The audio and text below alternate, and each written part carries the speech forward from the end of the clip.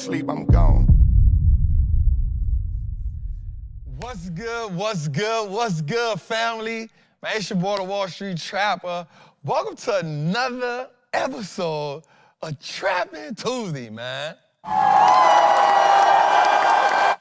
right, man, so first and foremost, man, I just want to tell everybody, thank y'all for the birthday wishes. Man, super full of gratitude. Super filled with just joy, appreciation. So, man, just thank y'all. I miss y'all, you feel me? I miss y'all, you hear me? So, as we get into this episode, what I do want to say is, without y'all, there is no us. And we truly appreciate y'all dedication, y'all devotion, and more so just the way that y'all shut us out all the time, man. Like, we are truly nothing without y'all. And so thank y'all for bringing us into y'all living room, bringing us into y'all car while y'all on break. Just thank y'all, man, because without y'all, there is no us. So for that, we just want to say, man, we love y'all. We appreciate y'all. You heard me? All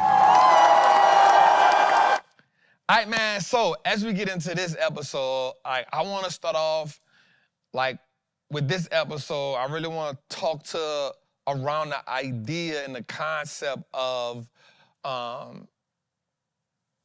most of us truly want to build wealth, but when we see the red days, we get confused. When we see red candles on a chart, we get fearful. When we see foreclosure signs, clearance sales, we stray away from those moments and we get in panic mode. And that has a lot to say about your money belief system. That has a lot to say about your wealth accumulation programming, right?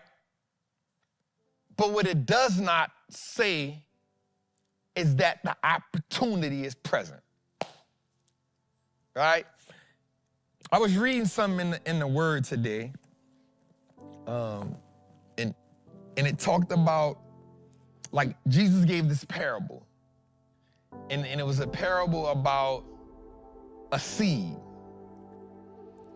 And without getting all the way into it, it simply says that no matter where you put the seed at, the seed still has the potential, right? Like, whether you put the seed on a rock, whether you put the seed in your hand, wherever you put the seed at, it still has potential. But it's not until you put the seed in the ground and then nurture the seed that the full potential of the seed then can blossom and you can give birth to the power that is inside of the seed.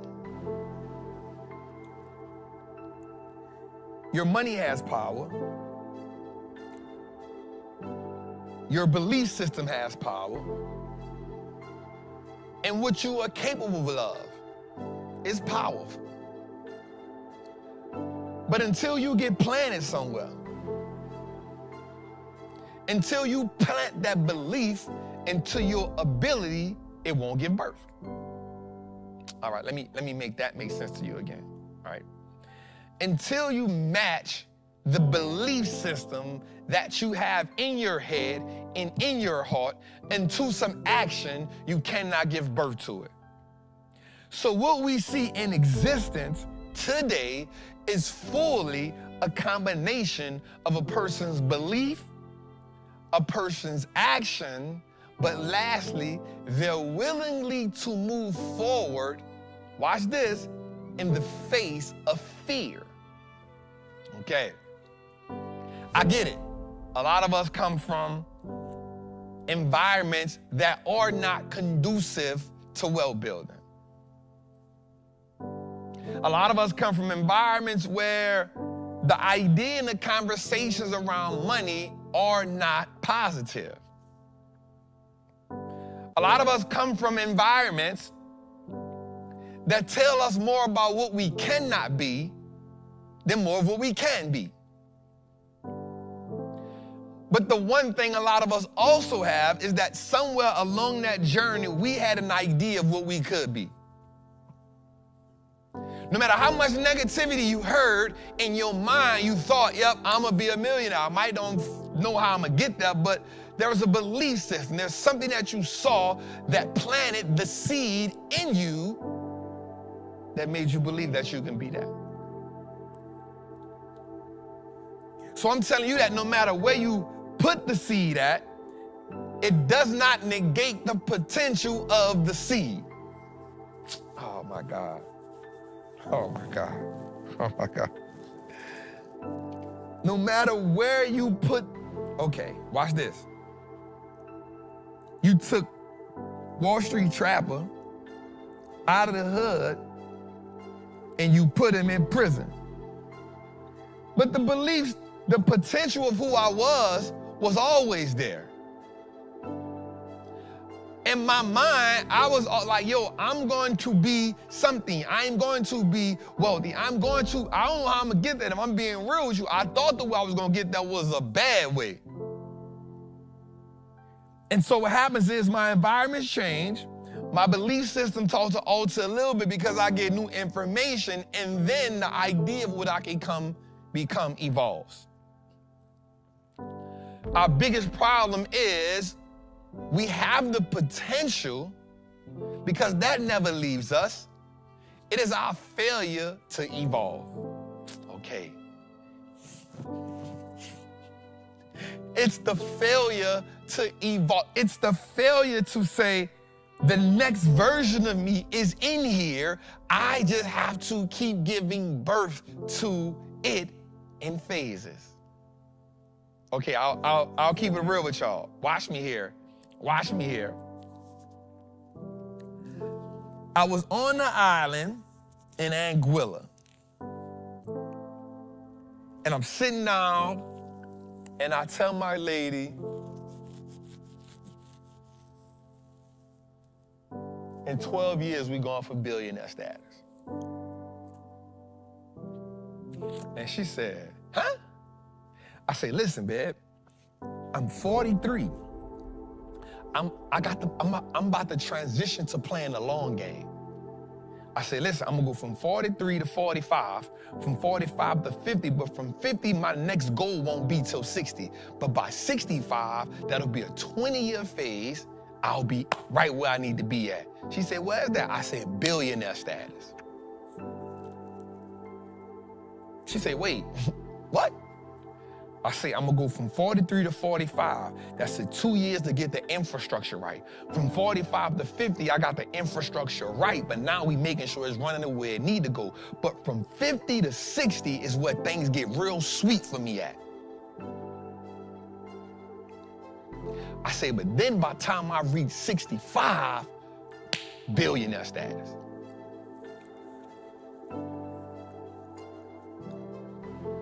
And she looked at me and she was like, I like it. I like it. So what happens is there was a version of me that I am willing to evolve in stages, and you gotta call that market recalibration.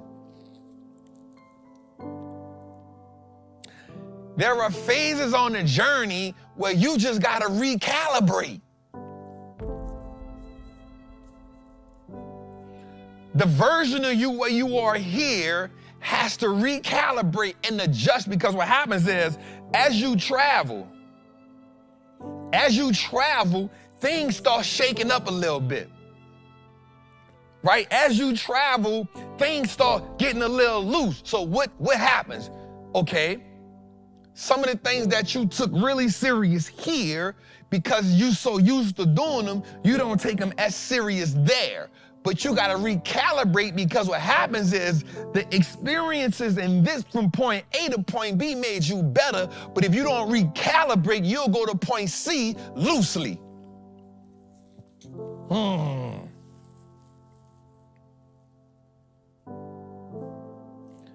The idea of wealth is not limited. The only thing that is limited is our perspective on which version of us can attain it.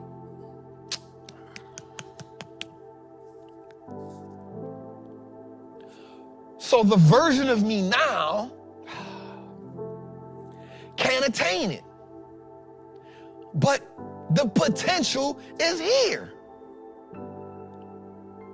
I just have to evolve in phases. Because the evolution allows me to acquire new information that allows me to get a new skill set that allows me to blossom into another phase. Every phase of you gives birth to a new set of thinking, a new strength, a new activity, a new tool. I'll tell you even further, y'all. Like, there are things that you can do now at whatever age you at now, you couldn't do when you was 5 years ago, you couldn't do them. Because you hadn't built up the wherewithal. You haven't built up the strength. You haven't even built up the, watch this, the belief philosophy. Man, what the hell that is, Trap? What the hell is that? Watch this. It's the belief, which means something that you think is real, and then the words that you wrap around that thing.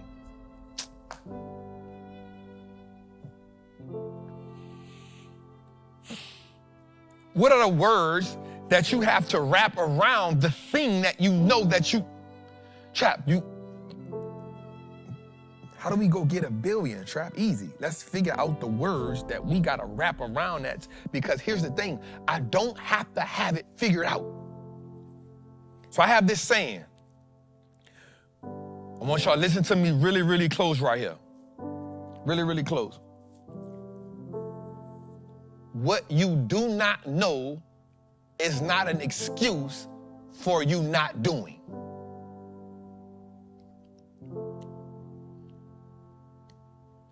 Okay, let me say it again. What you do not know is not an excuse for you not doing. All right? So watch this. I'm just talking to Bernard earlier, and he's so analytical. Right? He's analytical. And a lot of times things have to make sense for him. But I live in a world where everything doesn't have to make sense because 1, I got belief in God, 2, belief in myself, and 3, I have a calloused version of me that understands that I can endure the pain to get to the result that I want. All right?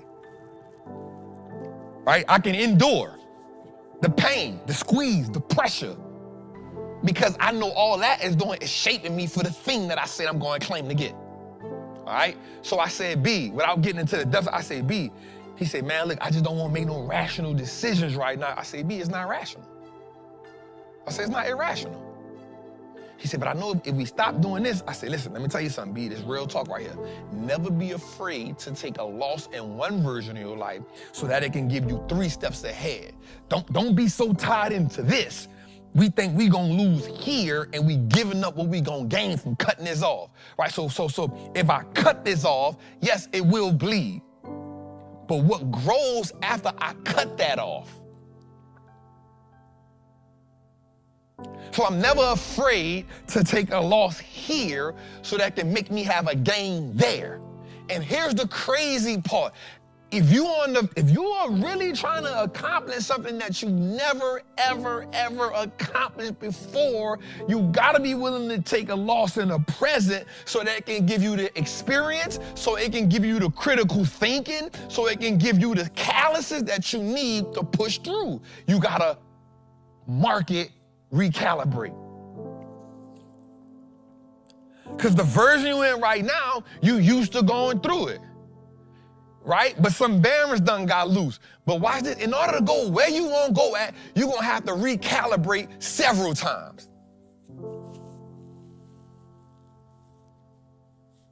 All right, let me say it in stock market terms, right? It's going to have to break and then retest and then break again.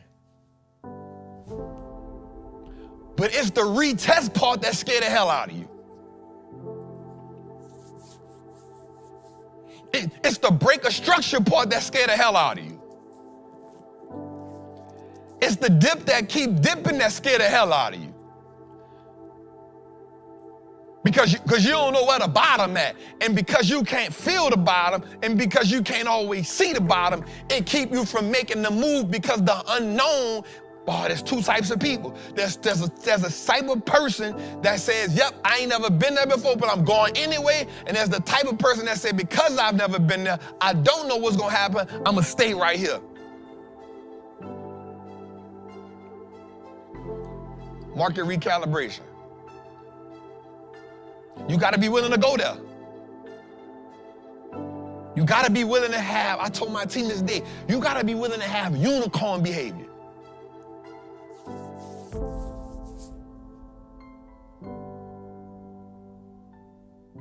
You got to be willing to have unicorn behavior.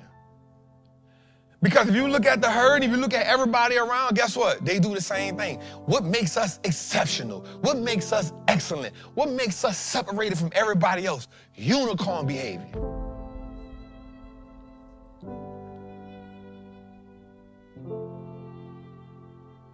I promise you, if you look at all the people that's wealthy, you'll be like, hey, bro, they really not that much smarter than me. Bro, I be listening to Mr. Beast and bro, really a unicorn. But it ain't even that, watch this, it ain't even that he better than other people. It's just that he willing to go further than anybody else willing to go when it comes to making content. He said, bro, they have 365 days in a year? He said, 1 year I traveled 320 days. I said, that's unicorn behavior. He said, if I smell like somebody getting real close to me in content, I'm going to turn it up a notch. He said, I'm willing to travel 365 days. I said, well, that's good. That's good. That's good. That's good. So when I look at people like, you mad, these Tyler Perry movies this, these Tyler Perry movies that. Yeah, but guess what? Go film a movie in 4 days. Pay everybody top dollar, and then when you finish that one, go shoot another movie in 4 days. You worry about how it look. Unicorn behavior say, I'm gonna just keep putting out the material. He gave us 688, he gave us the straw, he get like unicorn behavior.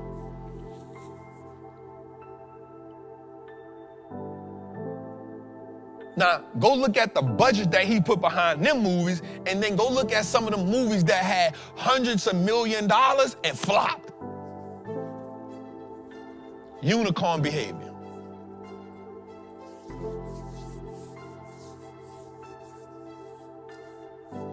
Unicorn behavior. What's gonna separate you from everybody else? And in order to do that, sometimes you gotta have that market recalibration. You gotta be willing to get in the market and say, yep, I've been doing this. I've been doing the same thing over. Let me recalibrate. All that's gonna do is give you a fresh look at the game. It's gonna give you a fresh look at yourself. Are you willing to go? Are you willing to endure? Trav, I'm going. Bro, I don't even care. Keep going. Keep going. Keep going. Because you know what quitting gonna put you at? The same place everybody else at. I promise you, if you take a step outside your front door and just look around, you're looking at a 99% of quitters. When you go to your job and you looking at you like, damn, how many people here done quit? And I ain't saying they quit because they're on a job. I'm saying they quit because they not improving. Damn, like ain't no unicorns around me? Like ain't nobody willing to go. I ain't saying quit the job. I'm saying, how do we make this shit better?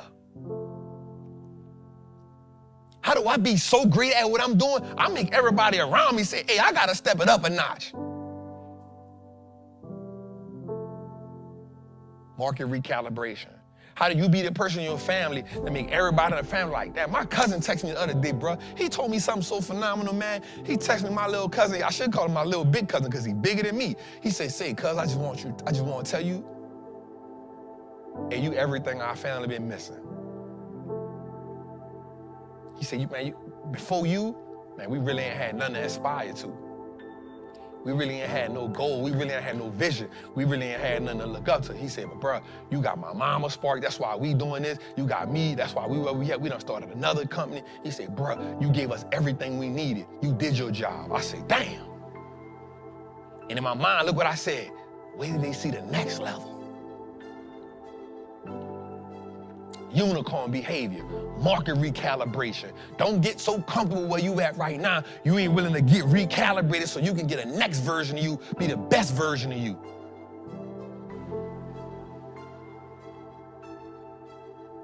When your family looking at you, man, like, do they look at you like, yup, Like, bruh setting a tone up. Man, she's setting a tone up. Man, they changing the trajectory. Oh, I can see it now because of, oh, when they look at you, they just like, yup. Did y'all just talk shit for the 4th of July? Did y'all just eat chicken and talk? How many times for the 4th of July you like, hey, these options popping right now? If you're in a Patreon group, you went into the 4th of July with a nice day. How many times you talk to your people about investing during the 4th of July? That weekend you was off. How many charts you pulled up? How many times you said, I'm in Anguilla, like, my girl like, babe, I'm like, hey. I gotta get the chart time in right quick. I just need an hour to a chart time.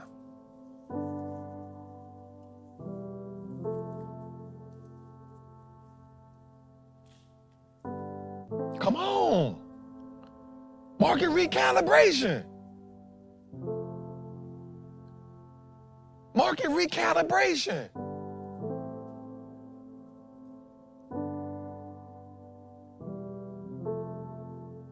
What we doing in those moments when nobody ain't looking, but we doing it to be better.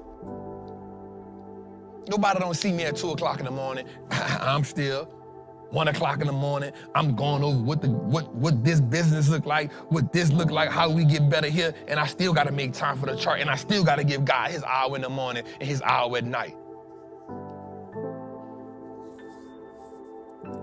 What we doing, fam? So I just want you to, by the end of this show tonight, I want you to say, hey, I gotta recalibrate.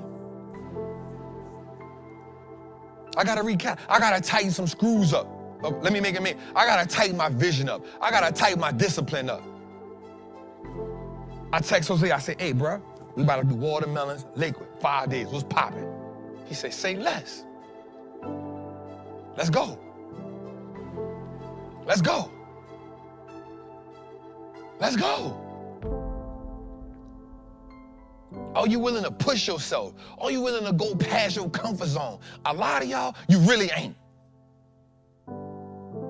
A lot of times, you really ain't. You like the idea of it, but you don't really want to push. I want to push. It's the only way we go to 100 million, man. Watch this, though. On the route to 100 million, I know I got to lose 10 million. I know I got to lose 15 M's on the route. Guess what? It's all worth it.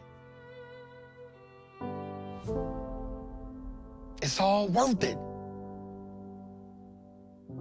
The biggest issue that we are having is we so scared of the loss, not realizing the loss that we really taking is the loss of our potential.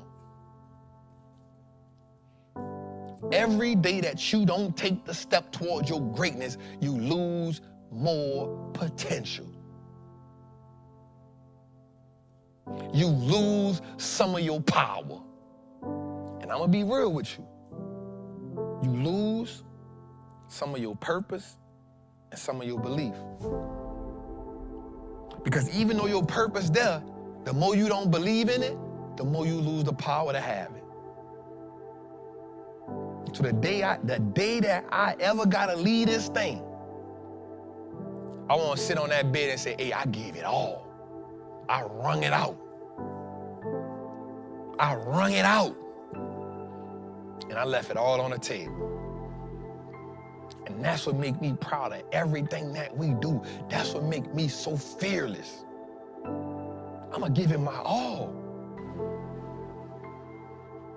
And here's the dope part about my all. My all may not be great as that. My all but it's my all.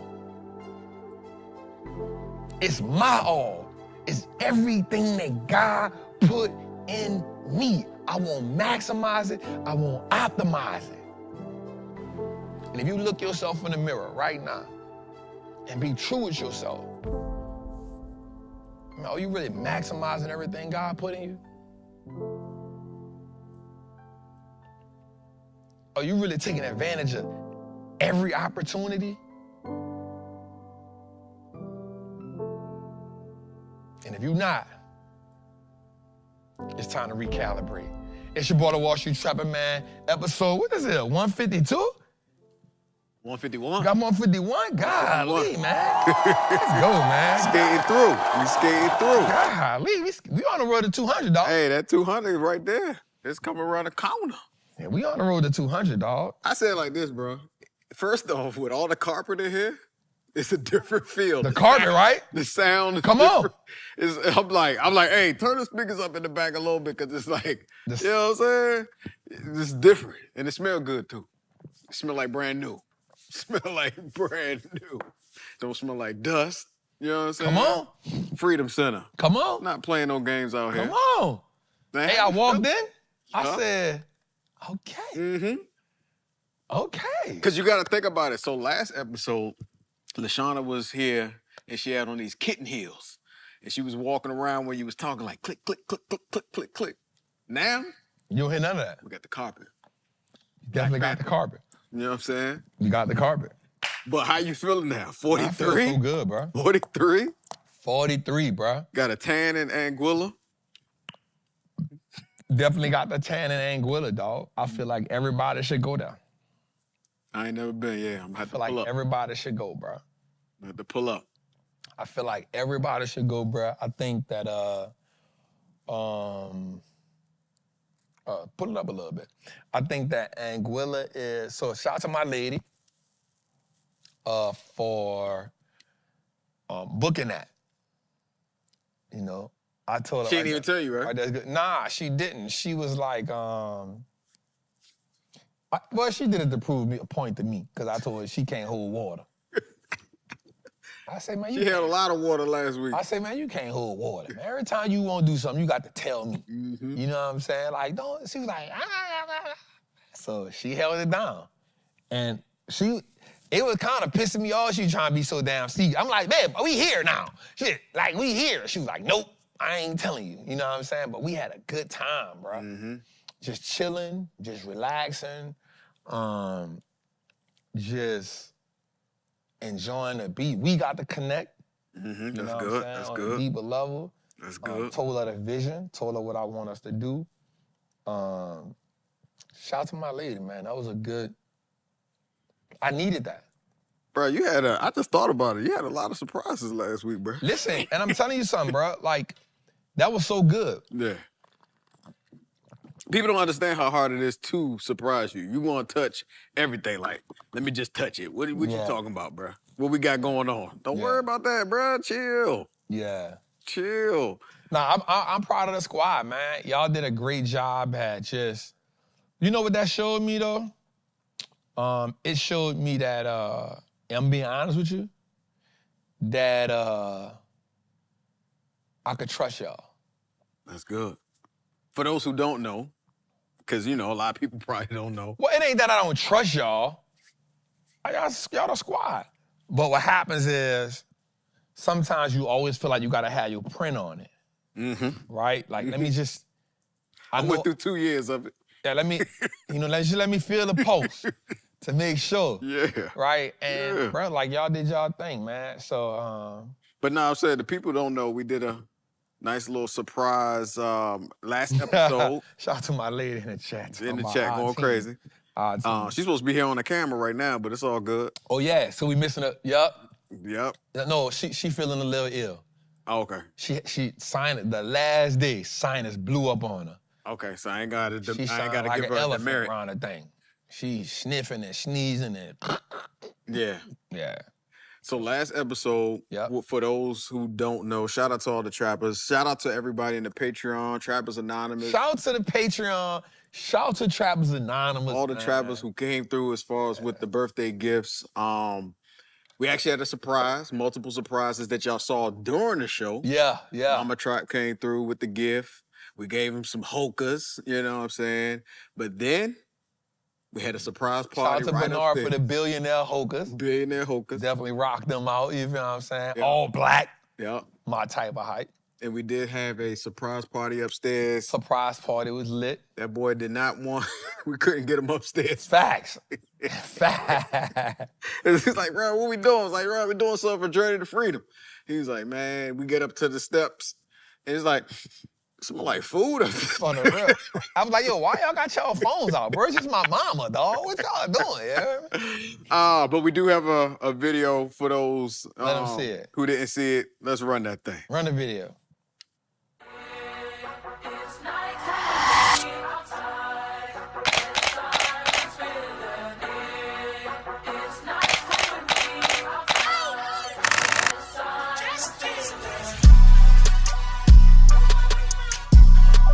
Oh shit!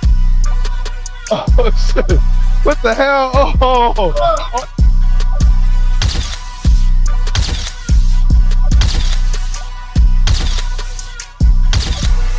I just want to thank everybody for coming. This meant a lot to me. If I'm being honest with y'all, though, my 43 years of living, this is my first like surprise party ever in my life.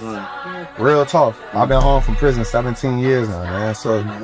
Yeah, so this just, that's what the tears was from, man. It's just like, I'm so used to giving, I don't be knowing how to receive this. You know what I'm saying? Because I'm just pressing forward. So definitely want to thank my lady.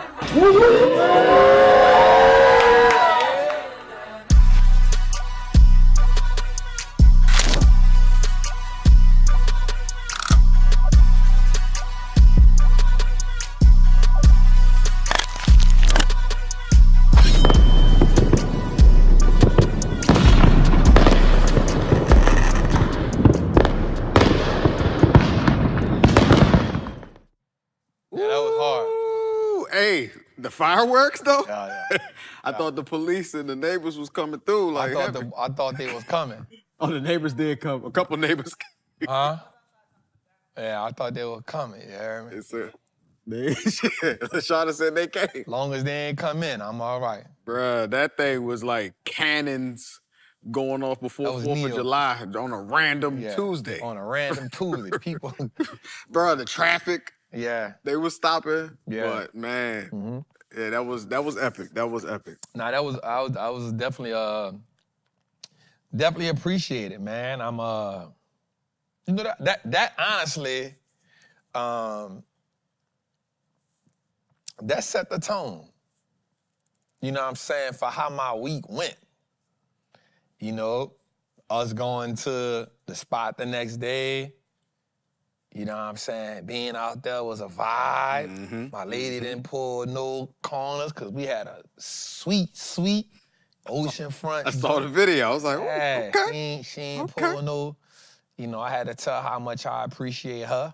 You know what I'm saying? And my daughter, just, you know, it was good, bro.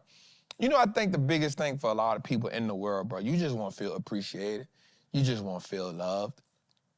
You know what I'm saying? I think that's for everybody, bro. I think, you know, you want to feel appreciated, and then you want to feel it by your closest people, the people that you see all day, every day. You know what I'm saying? Like everybody who's in there, I talk to them at least once a week. You know what I'm saying? So, yeah, man, that was a good feeling. I'm not gonna lie. But also, what was even better was the community. Yep. You know, the people who don't see me like in person every day, but who we talk to, who show up every week. So seeing them just, you know, trapped, the Patreon flooding with the god dog on super chat, like that took me, when you know I don't even ask for that, you know what I'm saying? Right. My guy Jared, shout out to George, getting Jared to come through to throw the Zulu. You know, so it was a really, man, you know, definitely top 3 birthdays ever. Top 3? All right. Top 3 for sure. So that means next year we gotta try to go for, you know me, I'm a competitive dude. No, you don't have to do that. You don't have to do that. You already That's said my it. girl Ash, so I won't say this, man. Like, I was so introduced, you know, once, it's crazy that once we was going through that, the first thing came to my mind was, how did Ash and Nat work together? Right? Two women that know what they want. Yep. That's not an easy thing to make happen. Right? Like, immediately, I was like, when I saw that, I was like, wait. Like, once I was like, yo, Ash and Natalie, like, work together. Yeah. Oh, shit. You know what I'm saying? Crazy, right? Like, for 2, and then the next thing was, man, is Jose all right? Because I know that was stressful. Bruh. Don't even get me started. No, and the reason because those are two women that know what they want. Yep. They know how to do the thing that they want done. So watching them work together, it was like, oh, that's good, right? That was good. And then I just thought, I was like, if them two work together, that means Jose got stressed. Yes. If they got along and worked together, that means Jose was stressed. My girl and my sister. It's like, yo, there it is. But now we pulled that off. Anyway, good job, man. Appreciate everybody for that. That's how a lot of people, man, they go, Nat, what's up, my love? Hope you feel better. See you when I get home. Freddie Cubs, what's good? Carolina Blue, I see you. Rams, what's good? Eugene, what's good?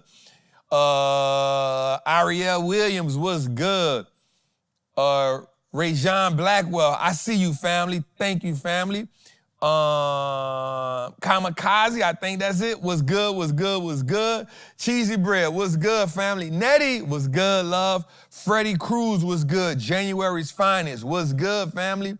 Sir James, what's good? Larry Morgan, what's good? Roxanne, what's good? Shazam X, I see you, my guy. Mr. Walt, VIP, I see you, fam. Dollar Bill, was good?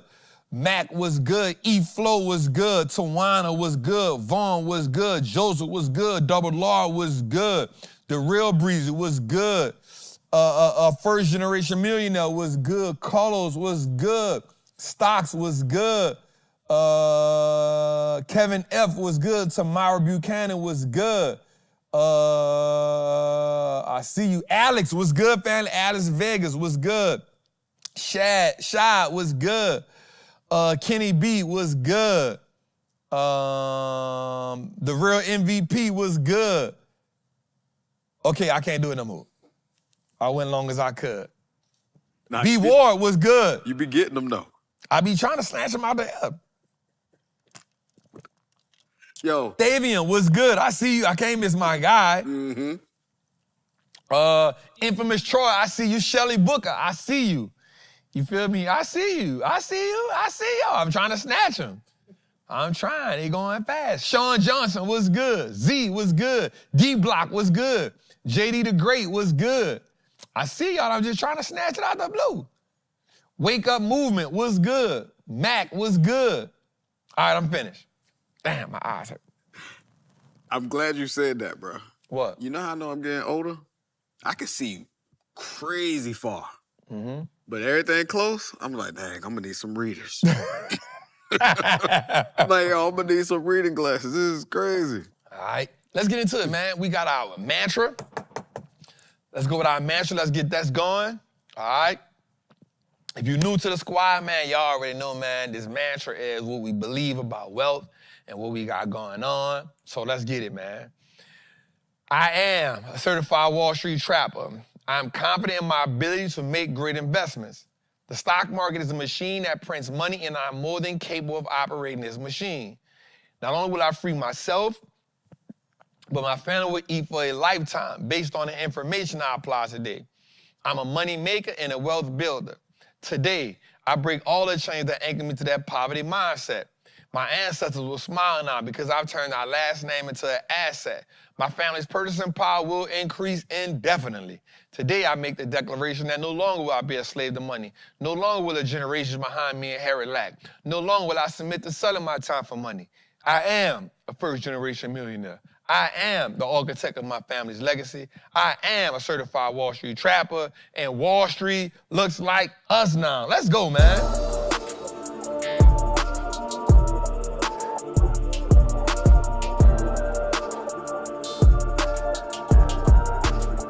Everybody to share this thing out. They need to share this out and hit that like button, for real. Let's go, y'all. Hey, let's get the likes up. We got 2,400 people in the chat. Let's share this out. We got 35 likes, y'all. Take 1 second, like that, and share it to somebody who you want to trap with, man. Like that and share it with somebody you want to get in the game with, y'all. Do us that quick favor, man. We need y'all to get the likes up for us. We know y'all be locked in like us, man. But if you just share this to one person, right? If you share it with one person, it definitely helps us tap into the algorithm. If you share it with 2 people, that's really showing us love. If you share it with 3 people, hey, you an MVP. But more than anything, make sure you like it, y'all. Just make sure y'all like it. Let's get the likes up on the show. We definitely would appreciate that. All right, Jose, man. So, how was your 4th, bro? Nah, it was good. Relax, brother. It was good. You about to shoot out of town again, huh? Yep. Oh, man. I gotta get my tan in a little bit. Let's pray for George, man. George caught a little sickness. He a little ill. Shaking hands and kissing babies. You know, let's make sure George, let's pray for George, man. Let's get George salt and pepper poppy, man. Let's get him back. All right, man, we got a lot to talk about, man. We got a dope show tonight. I will say this, y'all. So, I'm about to tell y'all this. We are not going to have a journey to freedom this week. Right, Jose? Yep, we're going to have one next week. Right? So we're gonna skip this week, and I'll be real with y'all. We want to make sure that we are giving you all, it ain't that we don't have the content. I'm going to tell y'all what I did. I sat back and I looked at Journey to Freedom, and I said it could be better. Right? We just got a high level of excellence that we want for this to be our 2nd show. Remember, this is the 2nd show under the Wallstreet Looks Like Us Now network. So we're going to skip this week, just give us a bye week, and we're going to come back next week with another phenomenal show. But make sure y'all check out them old joints. But make sure y'all check out the old ones, man. Make sure y'all check out the old shows. Make sure y'all check out the other 8. So we're just going to skip a week because I just, this ain't nothing secretive or nothing. I just feel like, for this to be the 2nd show on the network, right, as a collective, we want to there's a few things that I feel like that we could do better in the production, from the production side of it. After it being 8 weeks in, we sit back and say, all right, how do we get it better? How do we make it better? How do we evolve? What do we see from episodes 1 to 8 that can be better from 8 to 16? You know what I'm saying? Man, somebody, my dog Carolina Blue said, Trap, you pulling a 50. Hey, I'm 7 years away, brother. So that's what we doing, y'all. It ain't no secret, ain't nothing like that. We just want to get better. And so we just striving for excellence. So that's it. So we're going to skip this week here, and we're going to come back next week so that we can get y'all a crisper, a better, more evolved show from what we know that we can do. So somebody said, man, I saw all the episodes, bro. I was waiting. So that's it, man. So this week, we're going to give y'all a break off this week. Drop the whole season. Like, this ain't Netflix. They said Jose dropped the whole season. Yeah. Bro, we working. You know what I'm saying? We definitely working. So let's get into it, man. So yesterday we had a pretty down day. And today we had a NASDAQ that's up. S&P tried to fight and just couldn't pull it off at the end of the day. Barely got a win on the NASDAQ today. But we do know why, right? We do know why. We do understand why. I think I went into the Patreon last week and I said, let's just be mindful that July is up, but we did see that, bruh been really, and I wanted us to be mindful of the tariff talks, right? And I was like, if it get too, if it get pushed in a situation, like we took one play like Goldman Sachs, that play is up 280%. So I sold everything but 2 contracts of that. And so what we gonna do right now is we wanna just watch, what's taking place. I did put a play in today, but I also just feel like the market is taking a little break, right? And that's all right. You gotta remember, we've been on a hell of a run since April 10th, right? You've been on a hell of a run since then, and I could count on my hand the 1% days we've had since then. Negative pullback. We have 3 of them. 3 from April till today, we've had 3, maybe 4, 1% or better pullback days. Whereas you know, from February and March, you was having a 4% day, a 5% day. You know, you had a couple of them in a short time span. So, you know, market has to take a little break. It has to fall back. It has to take a breather. And so one of the things, and then you got to realize S&P hit an all-time high. NASDAQ hit an all-time highs. At least 20 of your favorite stocks hit all-time highs. NVIDIA hit all-time high. Palantir hit all-time highs. Netflix all-time high. Shopify all-time highs. Everything was hitting all-time highs. We cannot, in our right mind, think that the market just gonna keep setting all-time highs every day, all day. Now, what I want y'all to do is go back to the video we did a couple weeks ago at the end of Trappin tool, where we talked about breaker structure, change of character. Without getting too deep in that, we put a great video out on that. Single-handedly. And what you'll see is you can say, okay, has the market broken a previous low, right? Has the selling pressure increased, right? And if you don't see that, it's not a no for you to say, hey, this is reversed on us. Okay, have you seen some indecision? 100%. You've seen some indecision. Have you seen a company hit an all-time high and then you see that long, I would say, inducive counter, but I'm gonna switch it. Has you seen a market hit an all-time high and then see a lot of selling pressure on one day, the next? Of course you have. You know why? Because that's what has to happen. So a lot of the trappers in the Patreon been like, Trap, have we changed? No, we still in that 30 to 50. You know why? Because tariff behavior and language hasn't changed, right? And the market still has been hitting all-time highs, back to back to back to back. And so for me, again, my favorite word during this time frame is being cautiously optimistic, right? It's not putting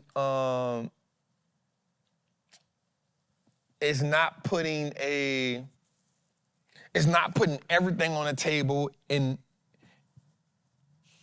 one play, right? It's saying, I like a play. Let me see how much I have in my portfolio, and let me see how much I have in dry powder. Let me see how much I have in, you know, cash to put into play, and to distribute in the market.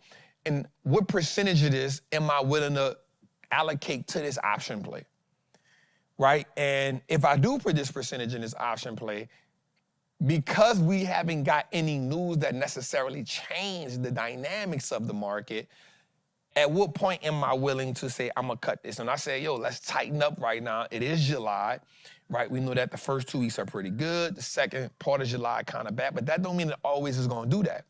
And we see another thing we got to pay attention to right now is what's the word I want to use right here? The energy and the sentiment of the market right now. So the sentiment is you can feel the uncertainty in the market. If you really like in tap with the game, you can feel the uncertainty in the market. So we shouldn't be in a rush to put it. Like if you're in a Patreon, you know some days I may go a week or two without making a play. Then I may put in a play, and some weeks I may put 5 plays in 1 week. You know what I'm saying? You be like, damn, Trap, on one right now. You know what I'm saying? Golly, Trap, what you see, dog? You know what I'm saying? So you have to be able to always check the sentiment. And so one of the things I want us to always do is check the pulse. Right? What is being said? Okay, let's talk about it right now. What is being said in the market that is causing uncertainty?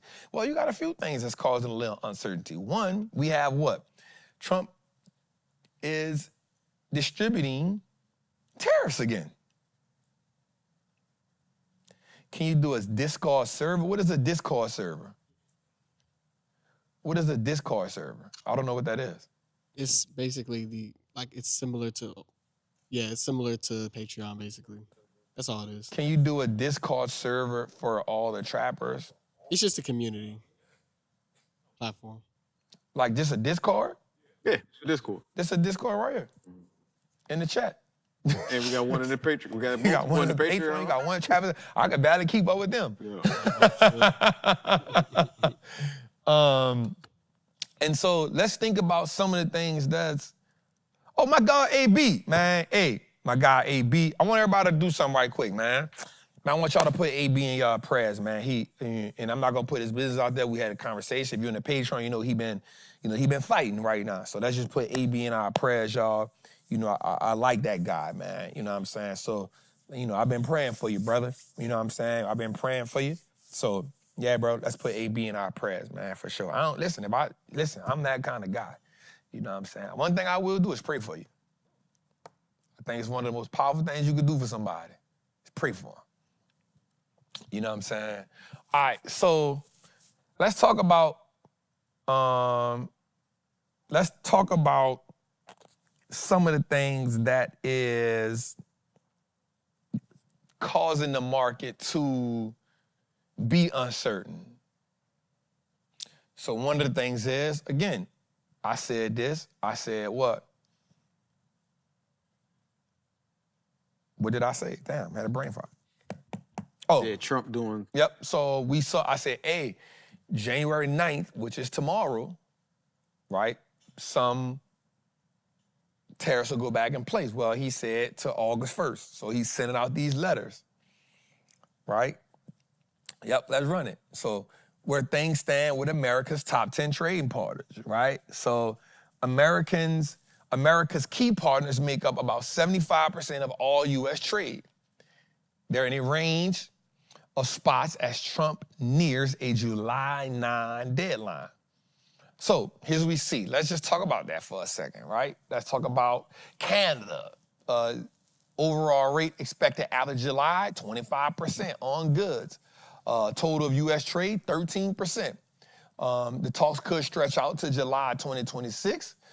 China had 34% for Liberation Day. Overall expected after July, 30%. Makes up 8.1% of U.S. trade. Right? The European Union, to be determined, makes up 18.3% of the trade. India, let's let them see this. Right? Let's let them see this before we're going to get into the recession portfolio, but let's just let them see it so they can understand where I'm coming from. Right? Now, we saw that he announced some tariffs. He said Japan and a couple other countries, he said, hey, if y'all don't pull up, y'all about to get smacked with 25%. Right? Trump announced a new terrorist trade day for them for July. Listen, you got to come up with it. Mexico, right? Trump talks could stretch to July 2026, right? South Korea, he hit Japan, he hit South Korea, right? A new tariff could be in play for them. Taiwan, in negotiations to avoid a possible tariff hike on August 1st. United Kingdom announced a framework deal in May, and Vietnam announced a framework deal just passed. So here's our top trading partners in case you didn't know, right? We got 3K in the chat, right? We got 3K in the chat, shout out to y'all. So here's our top trading partners, right? And for what I want us to do, man, it's not about us being political or none of that, because tonight we're gonna talk about the big, beautiful bill, right? And it's not for me to say this or that, it's for me to present to you with the information is that you do what you want to do.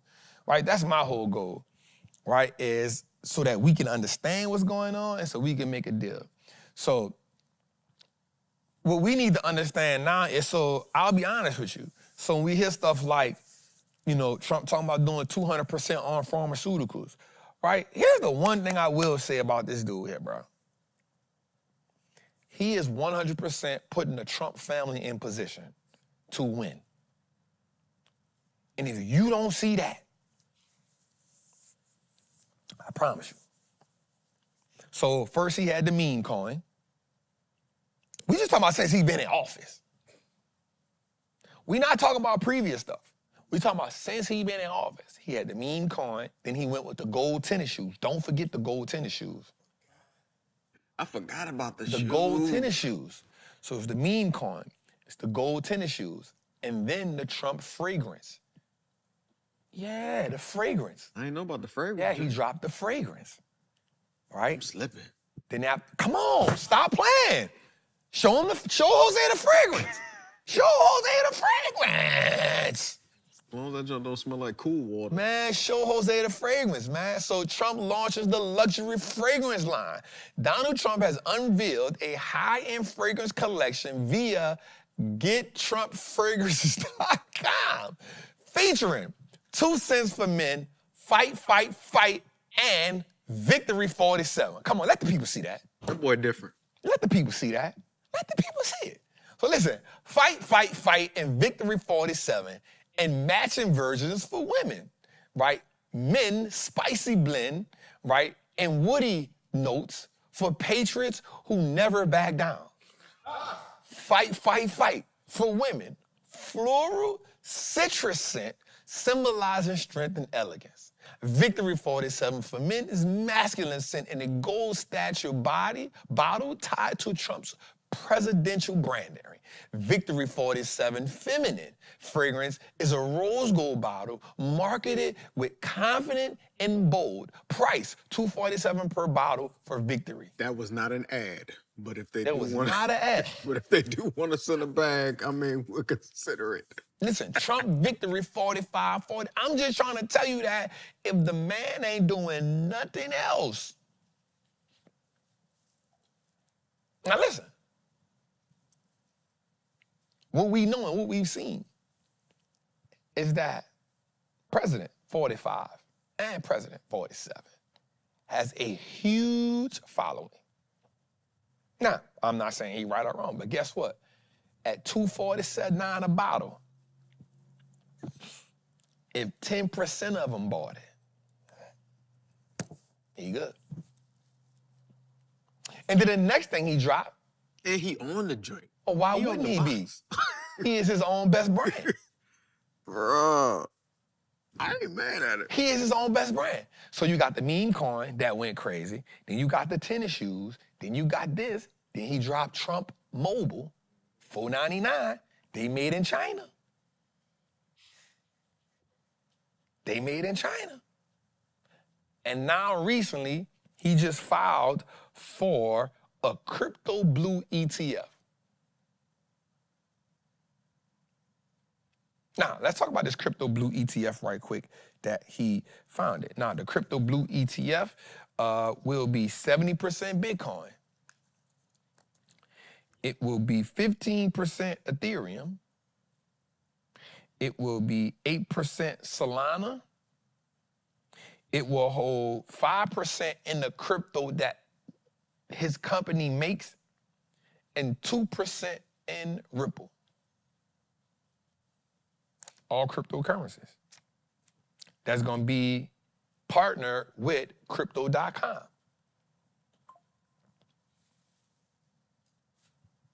Where we at, 6 months? 6 months in, dog. If you don't think for a fact that bruh not using this for the best marketing campaign ever, you have lost your mind. This ain't got nothing to do with being a president, bro.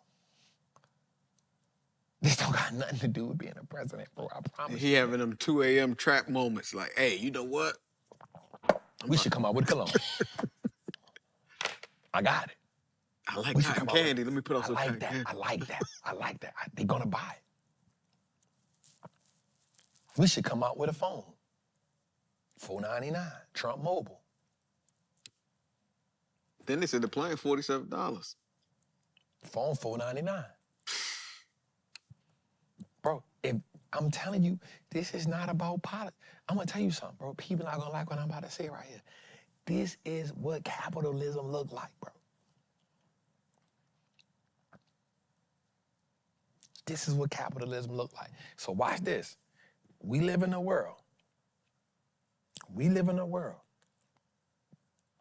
where I'm not saying we're not supposed to fight for right or wrong at all. You should always supposed to fight for what's right or wrong. But don't ever get confused with right or wrong with fair. Because fair ain't never been the American way.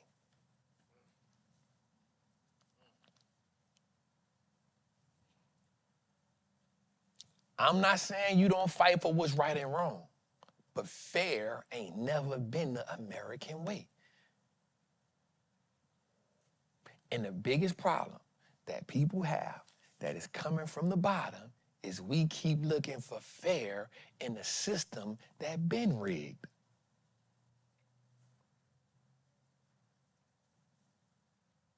We keep saying, man, President Obama couldn't have did that. Who don't know that? He ain't do it. You know what I'm saying? That's on him. Man, if Obama would have said this and that, but he ain't do it. Guess who doing it? He is taking full advantage, y'all about to be mad at when I say this, of white privilege. And if you think that that ain't a thing in the world we live in, you are sadly mistaken. My problem is we spend more time crying about something instead of saying, hey, bro, let me get some money so I can fix it. Wow.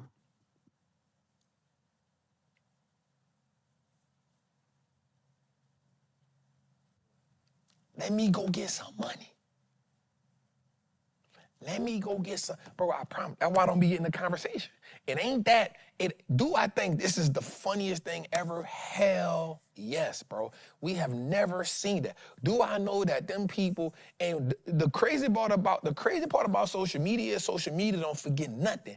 They bring up all the videos of what he said wouldn't have happened if he was in president. And that's cool, but guess what? It don't change nothing. All them videos do is make people mad who's already mad and make them more madder. That's all it do. It make the people who mad more madder. And it make the people who love them say, ha ha. Now you sitting there, you looking for people to argue with on Instagram. You looking for people to argue with on social media. You go and follow everybody comments and you putting your 2 cents and you fussing with people. Your blood pressure going up, your diabetes out of the park. You got to go to the doctor now. And guess what? He going to drop another something to sell. Drop a planner. Trump planner. And a course. It just says what it is. Right? And so, for me, my whole thing to us is simple, bro. Like, take your, you made, and I keep saying this, whoever you voted for, you made that vote. That was your civic duty. Now get back to the money. Right? Because guess what? The only way that broke people can fix a system is if they stick together. And the one thing that we have had a hard time doing is sticking together. So the next thing that we can do is get some money and find some other people with money that don't like the thing that we don't like. Because watch this, y'all. It's easier. Oh my God. It's easier for people for people with money to stick together to go against something. It's easier. That's real. It's easier for people with money to say, hey, we don't like a thing. Let's put some money behind shutting that thing down. Then people who don't have money sticking together because every decision they make gonna affect the money that they don't have. So it's hard. And they're the majority. It's hard. It's hard to get people who are not financially where they want to be at to stick together because every decision you make is going to affect the money that you don't have. And it's hard for you to say, I'm not doing this because it's going to affect the money that I don't have. So it's hard, right? You know how many, so watch this. I remember talking to like OGs in prison. This is real talk.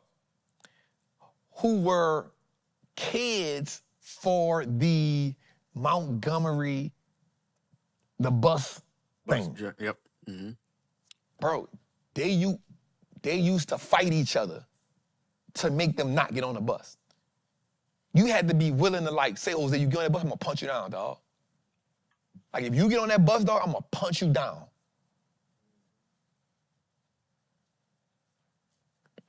That was before switches was invented. That's before they had Glocks in every hood. AK-47s in every Tell hood. him not from the hood. When you said switches. When I said switches, he was like, what? A switch? A fly swat? I'm thinking like, yo, get that switch off that tree. You feel me? But that's before switches. Bro, I'm talking about, I done been in prison with like some of the OGs, some of the Muslim dudes, and they used to be like, bro, like, that's how used to get us to stick together in prison. Like, hey, I'm gonna tell you something, bro. Like, it used to be so easy to do, like, strikes in prison. Remember, we did it all the time. Bro, stuff get changed in prison, but people don't realize it or not, bro. Like, stuff get changed. Oh, you mean like boycott strike? What? Bro, Really? bro, we would not eat. And you might be thinking like, bro, not eating nah, because they gotta feed us. Man, we ain't eat. Whole tier, we ain't going to eat. First 2 days, not nothing. Oh, y'all ain't going to eat, dog. Man, we ain't change that shit. You in a holding cell. John, we ain't doing that. We ain't going to work. What you mean y'all ain't going to work? We ain't going to work. Lock them down. And and if you go, boy, go. We used to, no lie, bro, like, we used to change stuff. Of course, you know you in prison, but like certain conditions, man, we ain't doing that, man. Y'all tripping. Tear it down then. Shut it down. Shut this bitch down then, Sarge. Shut this bitch down. Shut it down. We ain't going. Warrior got to come out. Hey, what's the problem? And one of the Muslim dudes or one of the Christian dudes or one of the strong dudes, hey, tap. All right, let's have a conversation. I seen it happen so many times, but the reason being, you have somebody say the towel's on the cell door. I'm telling you, bro, in prison, bro, dudes change stuff, bro. You get change in prison. Because here's why. Be the weakest link. Be the weakest link. Be the weakest link. Be the weakest link. If we say we flooding the till because we suddenly ain't changed, hey, flood them toilets, fam. Flush them till we can't stop flushing them. Guess what? Guess what? What's the problem here? Man, fuck you, Saul. Get out of here. Go call a warden. Hey, what's going on here? Hey, send them up there. All right, bet. All right, stop flushing them down. All right, bet. We cool. But it's hard because you in a situation where everybody know what the consequences is. Ain't no such thing as, man, I ain't getting in that shit. What? You ain't getting in what? Boy, don't play with me. Don't play. You ain't getting in what? You don't want to be that person. You don't want to be that person because you got to live here. You got to live around all us and let all us done roll for it and you the one that ain't doing nothing? Boy, you can't even live over here, dog. You can't live on this unit. You got to go way somewhere else and then that word going to follow. That word going to follow through the whole camp. So everybody understand, hey, when it's time to ride, hey, Bro, I'm telling you. So to get back to this, what happens is it's easy for people with money to stick together on something because they understand we got the money to endure because change has to be a all-in-one thing. That's how change happens. It don't happen with one person saying, oh, man, I ain't. You don't get changed like that. You don't get changed like that. Anyway, let's get into it, man. My bad for bringing y'all what I learned. A lot of y'all been to prison. I was to say the chat is like, you ain't never lied. I ain't know all y'all been to prison like that. Talking about the toilets flooding, the towels over. Hey, a lot of y'all been to prison. Hey.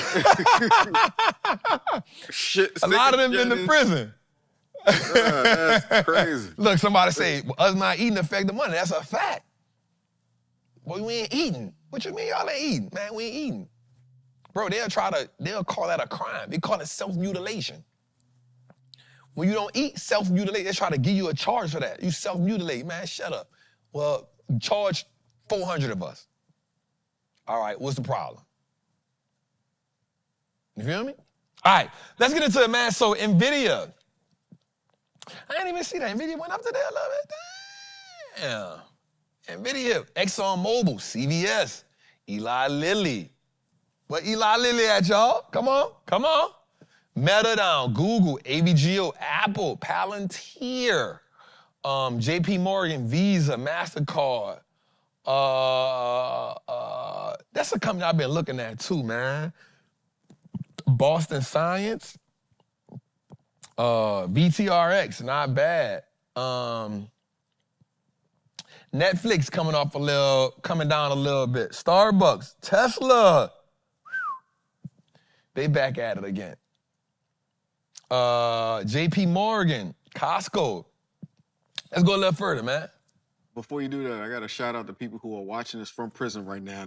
Shout out to my people on the yard. Shout out my people on the watching yard. from the joint right now.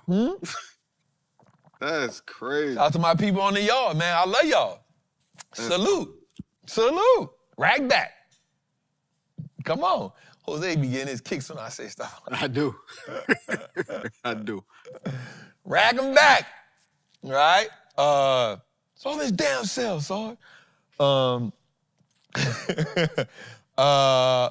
So also, let's pay attention to this put-call ratio. I said this a while back. Anytime that put-call ratio is anywhere between 100,000 and 500,000, then it's really, really close. And I like to see like 6, 7, 800,000 separation. You know what I'm saying? So that's how I let you know we tight right here. You know what I'm saying? Let's go a little further. All right, but here's the crazy part. We still are in greed. That's crazy. We still are in greed. And if we still in greed, and I'm going to tell you why we still in greed, because we haven't had a massive pullback yet. That's why I'm saying we still in that indecision mode. So be very careful with whatever you're doing right now. Be very careful with whatever plays we doing right now. Let's go a little further. Uh-oh, we gotta see the money. Got to see the money. Somebody said what happened to the mantra, man. We said the mantra already. Fire ant, where you at? Where you at, Brody? All right, let's get into it, man. So here's the thing, though. Apple gave us some life last week. Right? We still in it. I put this AMAT play in today. Me and Sean were talking about that. Hey, bro, it was right all the way to the end of the day. It fell off a little bit at the end of the day, but I'm okay about that. I like what it looked like. AVGO, I actually want to sell this play. I might sell this play. We made a lot. That play is up like 100 and some %.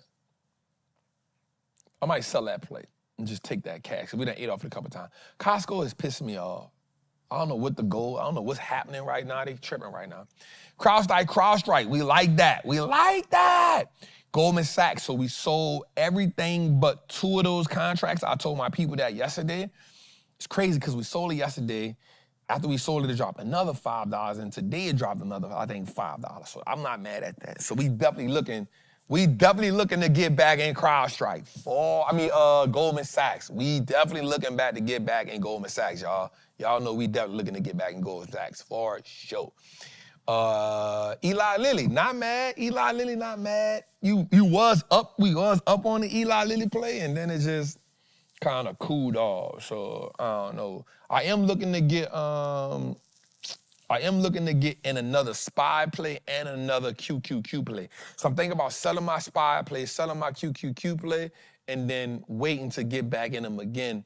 I'm thinking we'll get an opportunity in this month here, and for sure next month. So let's get into it. Go a little further. All right. So we got the meta, right? We got the old Netflix. Then we had a newer Netflix play that I put. It's only down like 4%, but I'm not going to lie. I'm 200 in on that play. That Netflix play right there, I'm 2.25 in on that one, cuz. I felt that one in my bones. I'm not gonna lie. I'm not gonna lie. So that 8%, that $8,000 you see is only down like a couple percent, but I'm 200 in on that joint, cuz I'm not even gonna lie.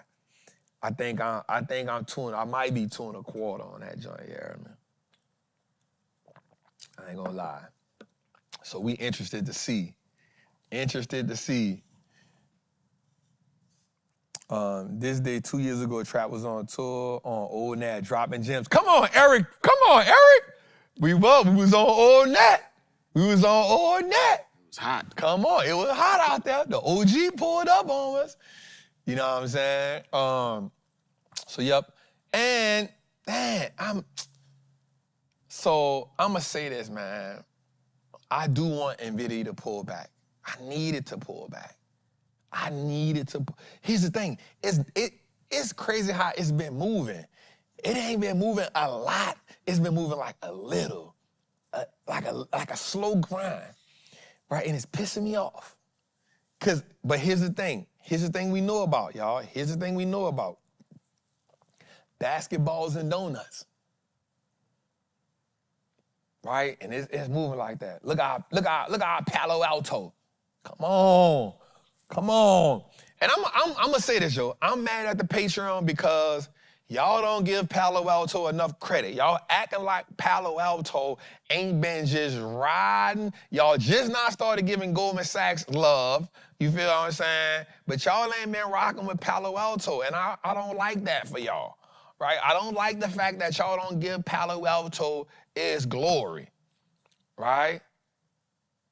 Y'all don't give Palo Alto his glory in a Patreon. I gotta call y'all out, right? I gotta call the Patreon out. Y'all be Katie and the crew. Y'all be rocking with Palantir. You know what I'm saying? Y'all be in a toxic relationship with Costco and Eli Lilly, right? You know, some of y'all cool with Meta, but Meta but y'all don't give Palo Alto the glory. I don't feel that. Because it's been solid. That's when I want. As soon as we press buy, it just did that. Right? And I don't like that. Alex, I see you. Jeremy, I see you. Right? I feel like y'all don't give Palo Alto, y'all don't never talk about Palo Alto in the chat. Never do y'all talk about Palo. Right? Never. Y'all give Eli Lilly, y'all won't fuss with Costco and Eli Lilly all the time. Y'all, man, NVIDIA, Palantir, you know, I'm Palo Alto, I'm gonna give you credit, fam. You been solid as they come. You been solid. You been solid for us.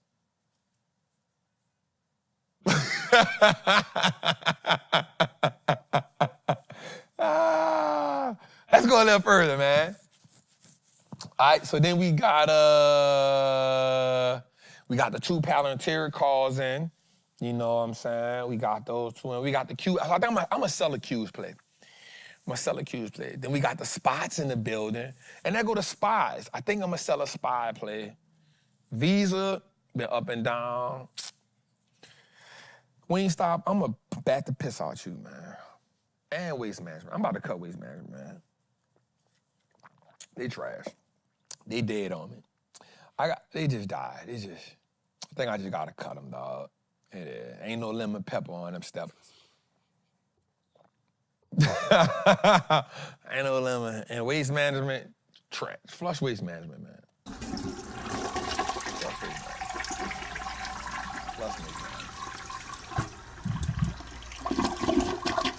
Flush Waste Management. All right, so, man, definitely, man, if you want to come join the Patreon, come rock out. As you can see, man, you know, we got a couple of losers in there, but more than anything, we be killing it, y'all. You know what I'm saying? They got to go. It's time to go. Zoe, it's time for them to go, Zoe. That old grease, man. That's that old grease that been sitting on the stove. It got black stuff in it now. You know what I'm saying? The old Michelle says she don't eat wings no more. It's sitting in the back of the stove on the right-hand side. You know what I'm saying? It done got fan dust in it from the stove. The microwave crumbs done fell in it. all kind of stuff done fell in that. That Wingstop is done, man. You know what I'm saying? But definitely, man, if y'all want to come join the Patreon, man, come rock out. Y'all know it's a family. We get down. I'm back in effect. And I'll be appreciating the Patreon, man. They be letting me take my little breaks when I need to. Shout out to Nettie, because she always check on me. You know what I'm saying? She like, just checking on you, making sure you good, dog. So shout out to that. Let's go a little further. Let's get to that freedom index right now. So as you can see, Sean, we still up 25% on the freedom index. Not bad. AJG, Costco, Crowd, CVLT was the one we added a couple weeks ago. Meta, Netflix, NVIDIA, Palantir, and Sprouts Farmers Market. I think I'm about to sell Sprouts Farmers Market and AJG out of my thing. About to take them out. About to take Sprouts Farmers Market and AJG out. I think I might take them out and add that one I showed you today.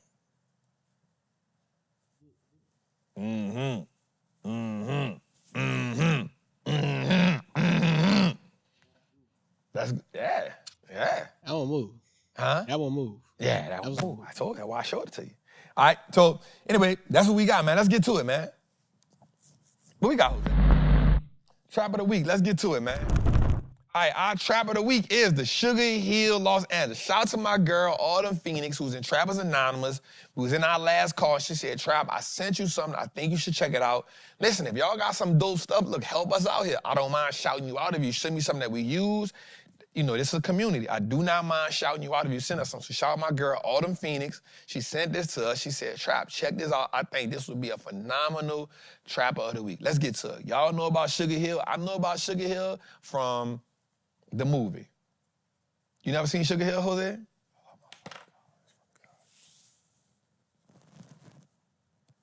If I did, I don't remember, but nah. Jose has I know never the Sugar seen... Hill Gang. So, oh, not bad. Come on. Come on. You know what I'm saying? Come on. Come on. You got to go see Sugar Hill, the movie, man. Booger Sugar. Come on, man. Talking about that Booger Sugar. You know what I'm saying? So let's go. So prior to the 1940s, black people were technically barred from living in this area originally known as West Adams Heights due to the presence of restrictive covenants, which permitted homes to be sold to members of the Caucasian race only. Despite this beginning in the 1910s, as upper-class whites began to leave West Adams for new development on the west side of Beverly Hills, a rising black upper class moved in. In defiance of the covenants, most prominent among these new residents were actors and performers, including Hattie McDaniel, the first black woman. Ooh, I saw this. Hattie McDaniel, the first black woman to win an Oscar. Louis Beres, the Ethel Waters. West Adams Heights was rechristened Sugar Hill in honor to the legendary neighborhood in Harlem, and the large West Adams will become a center of black wealth. Hey, check this out. So before we get into this, damn, somebody said I live in West Adams right now. Salute, Eli. So the lady, watch this. The lady, what her name is? Hattie McDaniels. So she was the first woman to break into acting, right? So what she did was she broke into acting as a maid. Her idea was, watch this. I saw a documentary on her. So if you go look her up, her name is, again, Hattie McDaniel. So she wasn't getting paid that much money as a maid to be a maid, right? So she filled out for a part, I want to say, and what is the movie? What's this movie? Not Uncle Tom's Cabin. Gone with the Wind. Gone with the Wind. That's the black, it was black and white at first, right? She played a maid in Gone with the Wind. And from there, black people didn't like the fact that she played a maid in Gone with the Wind. Watch this. So then she started playing in several other roles as a maid, because she said, if I could be a maid in real life, I damn sure can be an actor and be a maid and get paid twice as much, 3 times as much money. So she went from acting in real life, she went from being a maid to really being a maid, and so she played in a lot of movies. She became a millionaire.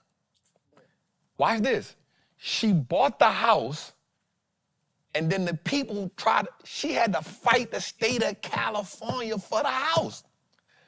Because once she bought the house, they tried to take it from her. So she had to fight them to win the house, and that's essentially how black people started being able to live in that area because of her. She fought the state of California for the house. She said, hey, I bought the house with my money. And the realtor sold it to me. And that's how people start getting in there, 100%. They said she couldn't get into the awards because of Jim Crow? For sure. That's crazy. Yeah. Yeah, bro, I wound up watching a documentary on this woman. I said, oh, because here's why, bro, like real talk, I'm gonna say something. What did you see? Shazam. Now, you know Google is our best, you know YouTube our best friend. It's on YouTube, but I can't remember the exact documentary. When I remember it, I'm gonna put it on there. But I was watching something on I watch black movies late at night. I be finding all kinds of documentaries, man. You know what I'm saying? But what we gotta always realize is, brother, that somebody fought their ass off for us to have a lot of privileges that we had today.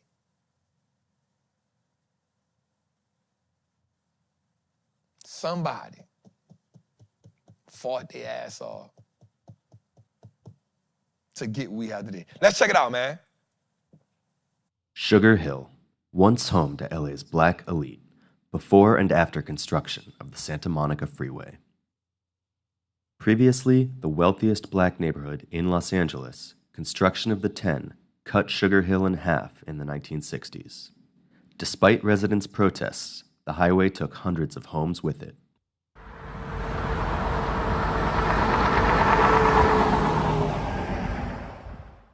Located to the west of downtown, on the border between Central and South Los Angeles, the area that became known as Sugar Hill is in the larger neighborhood of West Adams. West Adams is one of the oldest neighborhoods in the city of Los Angeles, with most of its buildings erected between 1880 and 1945. Prior to construction of the freeway, West Adams had been connected to downtown LA via the Los Angeles Railway streetcar system, an electric tram network operating on-street. Additionally, Pacific Electric Interurbans provided service across the region at large in a mix of private rights-of-way and street running. Sugar Hill was originally known as West Adams Heights. Prior to the 1940s, I just want to say something right quick before we get into the rest of the video. They always got to put a damn highway to block us out. Always. They always run a highway through something, bruh. All right, go ahead, finish the story. Finish. Black people were technically barred from living in the area due to the presence of restrictive covenants. A restrictive covenant was a clause written into the deed of a home which permitted it to be sold to, quote, members of the Caucasian race only. Despite these covenants, beginning in the 1910s as upper-class whites began leaving West Adams for new developments on the west side and in Beverly Hills, a rising black upper class moved in defiance of the covenants. Most prominent among these new residents were actors and performers, including Hattie McDaniel, the first black woman to win an Oscar, actress and community activist Louise Beavers, and singer, actress, and Broadway star Ethel Waters. McDaniel's house in particular became the social center of Sugar Hill. Her biographer writes, "The best of black show business performed within the walls of 2203 South Harvard. Duke Ellington, Cab Calloway, Count Basie, and more." At this time, West Adams was popularly rechristened Sugar Hill in honor of the legendary neighborhood in Harlem. The larger West Adams area became a center of black wealth. In response to this ascendant black elite, in 1945, white residents sued to enforce the restrictive covenants and evict black families from Sugar Hill. Black residents fought back. McDaniel took a leading role in this fight, teaming with NAACP attorney Lauren Miller to organize the neighborhood's legal defense. In opening arguments, the attorneys for the white plaintiffs insisted that the black West Adams residents were in violation of the law, that restrictive covenants were protected under the Constitution, and that the black property owners must be required to surrender their homes immediately. Loren Miller countered with what at the time was a shocking argument. He immediately moved to bar any testimony by or on behalf of the plaintiffs, arguing that restrictive covenants violated both the 14th Amendment of the United States Constitution, which mandated equal protection under the law, and the California State Constitution. In a landmark case, the court sided with McDaniel, Miller, and black residents, finding that the covenants did, in fact, violate the 14th Amendment. The victory wouldn't last. 15 years after residents won the right to remain in their homes, the California Highway Commission seized much of the neighborhood through eminent domain and demolished it for construction of the Santa Monica Freeway, I-10. Eric Avila, a historian and Chicano studies professor at UCLA, writes in the LA Times, "Black neighborhoods were considered to be blight. They were considered to be slums. The dominant perspective of the time was to eradicate blight, to get rid of the slums. The neighborhoods were simply wiped out, without any efforts to remediate the damage that was done." In the case of Sugar Hill, the word slum was used loosely. Across Southern California, freeways that paved over black and Latino neighborhoods were completed, such as the 5, 10, and 110 seen here. On the other hand, those proposed to cross whiter, more affluent areas were stopped. Highway builders often defended taking property in black neighborhoods by arguing that the land was cheapest there, a fact that relied on racist real estate practices and government-backed redlining policies that discouraged investment in black areas. In addition to the direct displacement of the communities in their paths, the freeways also facilitated neighborhood segregation. Created as walls to contain LA's growing black and Hispanic population from moving into the more desirable areas on the growing west side. The 10 cut Sugar Hill in half, taking many of the neighborhood's homes and mansions with it, and creating a wall across the community. What had once been a short walk between Hattie McDaniel's house and Ethel Waters was now over a mile. There's absolutely no question that it destroyed the neighborhood, says Cal State Northridge professor Josh Sides. Berkeley Square, one of the most wealthy sections of Sugar Hill, was entirely leveled. Where's Berkeley Square now? Well, right here. Or at least it was. Now, of course, you're looking at the middle of the Santa Monica Freeway. This 10 freeway, which is, of course, a major artery for Los Angeles now, would bisect and divide and essentially destroy what was, at the time, the most prosperous African-American community in Los Angeles, one of the most prosperous on the West Coast. Dr. Ruth J. Temple was among those displaced by the freeway. Dr. Temple lived at 5 Berkeley Square and was among the first black women doctors in California. She was a leader in providing free and affordable health care to underserved communities in Los Angeles, establishing the Temple Health Institute in East Los Angeles. Dr. Perry Beal lived with his family at 7 Berkeley Square. Dr. Beal was one of the first black doctors in Houston, Texas. He moved to LA in mid-1952, where he continued to practice. Reverend Pearl Wood lived at 19 Berkeley Square. 19 Berkeley was a hotspot for events in the neighborhood, regularly hosting some of Sugar Hill's largest gatherings. These are only some of the hundreds in Sugar Hill displaced by construction of the 10. In all, the highway would displace tens of thousands across the region.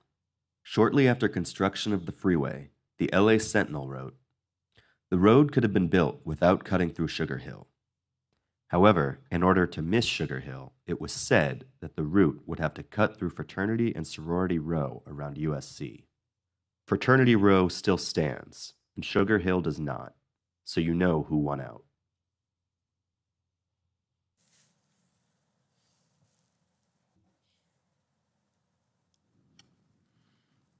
More stories of just Bro, and my destroying. thing, bro, I'm gonna tell you something, bro, like,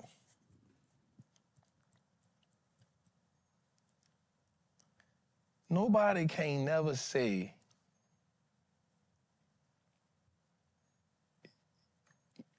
we was giving anything.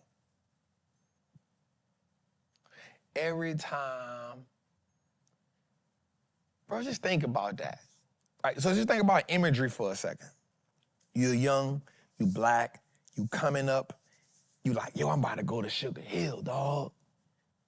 You know, you just walk in the neighborhood, and what happens is it becomes attainable because you see people that look like you in them. And then, highway. Same thing with Black Wall Street now. They put a highway and a baseball field through it. Every time, bro.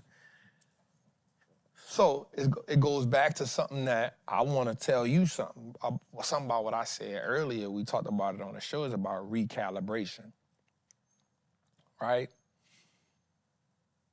You have a obligation for the people like this that came before you.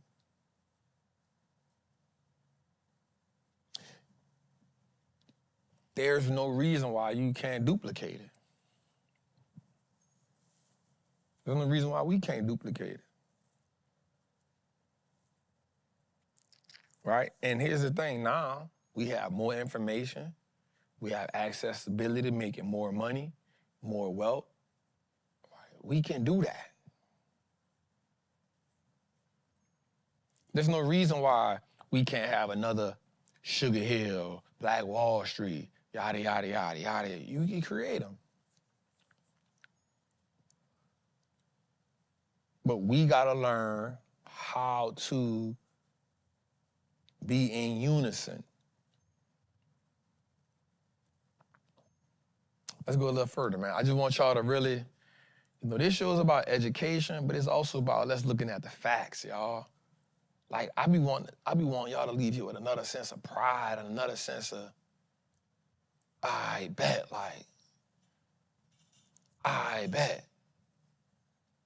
You know what I'm saying? Man, like,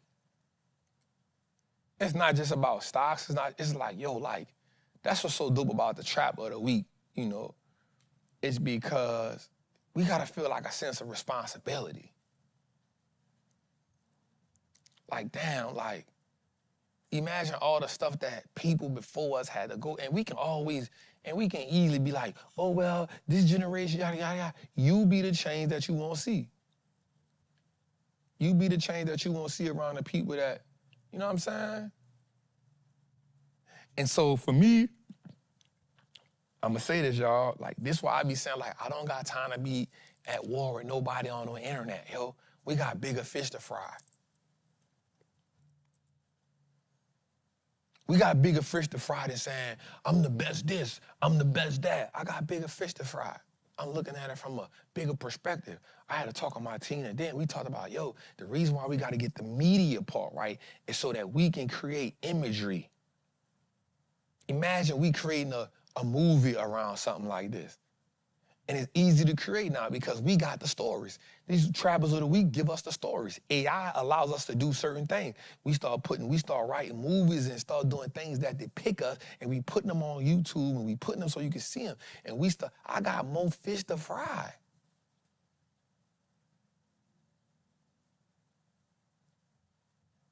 Is somebody better than me at doing something? Bro, salute. That means you got the obligation now to impact your community. If somebody gonna shoot something better, then you got the obligation now to impact your community. Your thing ain't about being better than me. That ain't it. You feel me?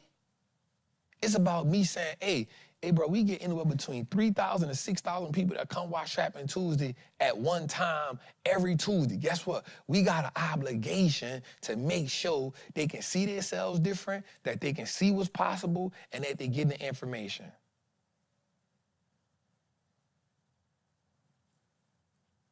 And then when we get the Freedom Center, guess what? That's what Journey to Freedom about. Letting people see this, build it up. So guess what? That's why I could have easily went another route and say, no, Jose, we ain't gonna do this. No, we gonna get with the stock market money. Why? So they can see it's possible.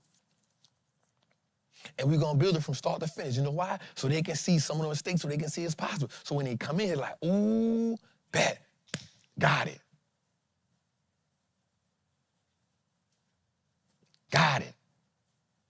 If Trap did it with a building, guess what? I can do it with a duplex. I can do it with a fourplex. And eventually I can do it with a whole apartment complex. And we talked about last week how to build the assets up in the market, and instead of taking it out of the market, loan against it while it's at a higher level, because guess what? You get that loan don't change. We talked about that. So that's what this is about, y'all. It's about a combination of everything because we understand what the overall picture is, and it's to get us to use this market. And that's why I said something before. You do not have a money problem. You have an information, a belief, and an execution problem. You cannot possibly have a money problem if they print billions of dollars and trillions of dollars in the stock market. You can't. There is not a shortage on money. Especially when we understand last week we talked about what? 85% of the money not even real anyway. Go look at last week's episode. So you don't have a money problem. You got a belief, an information, and an execution problem. And we gonna fix that. We gonna fix that. You tune in here long enough, you gonna start believing you could be a millionaire.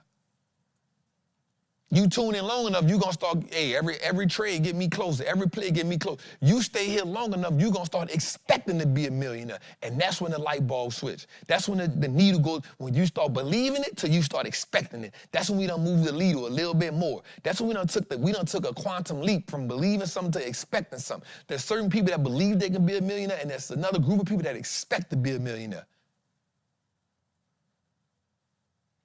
And then there's a third set of people where their standard is being a millionaire. And my goal, our goal here is to take you through every different phase. So we know you might don't even come in. You may come here believing, or you may come here doubting. We got to get you to the belief phase first. And you stay here long enough, you're going to go from the belief phase to the what? Expectancy phase. And then you're going to go from the expectancy phase to this is my standard.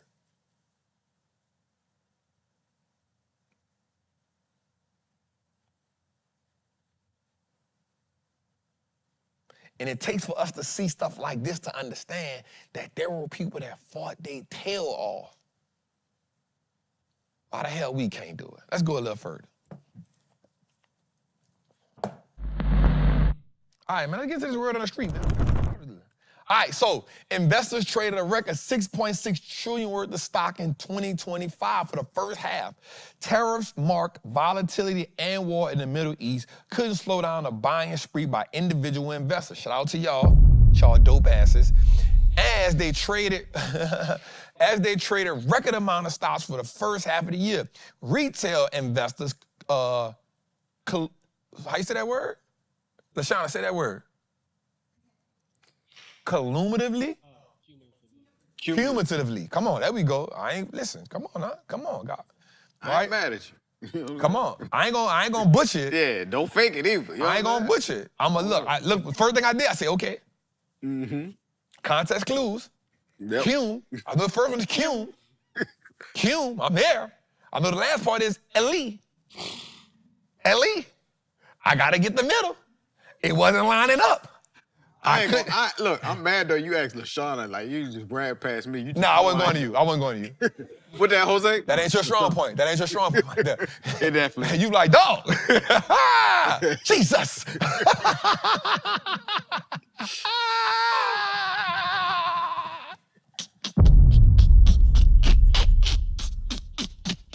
Okay, right? she's laughing a little bit too much. I wasn't going to butcher it. Look, I'm trying to get it. Look, you know, my brain going fast in real time. I'm like, ooh, I know it. I know it. I said, don't you do it. Let me get a lifeline, please. LaShawna, help me out. I know if LaShawna and Bernard didn't get it, we was up shit creek without a laugh. It's going to get figured out over there somewhere. We got Google and AI. But somewhat, they're going to give me the pronunciation of it. Right. It's going to come out right. All right, bought around 3.4 trillion worth of equities over the first half of 2025, according to data using from the NASDAQ.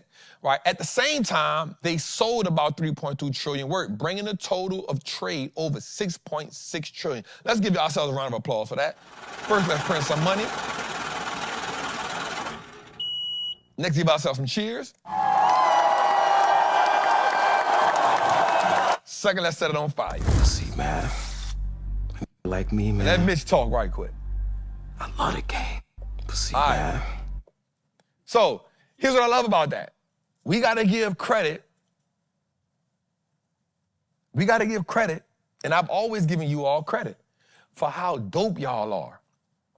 Y'all, and we put that data out earlier that we thugged it out during the dip, massively.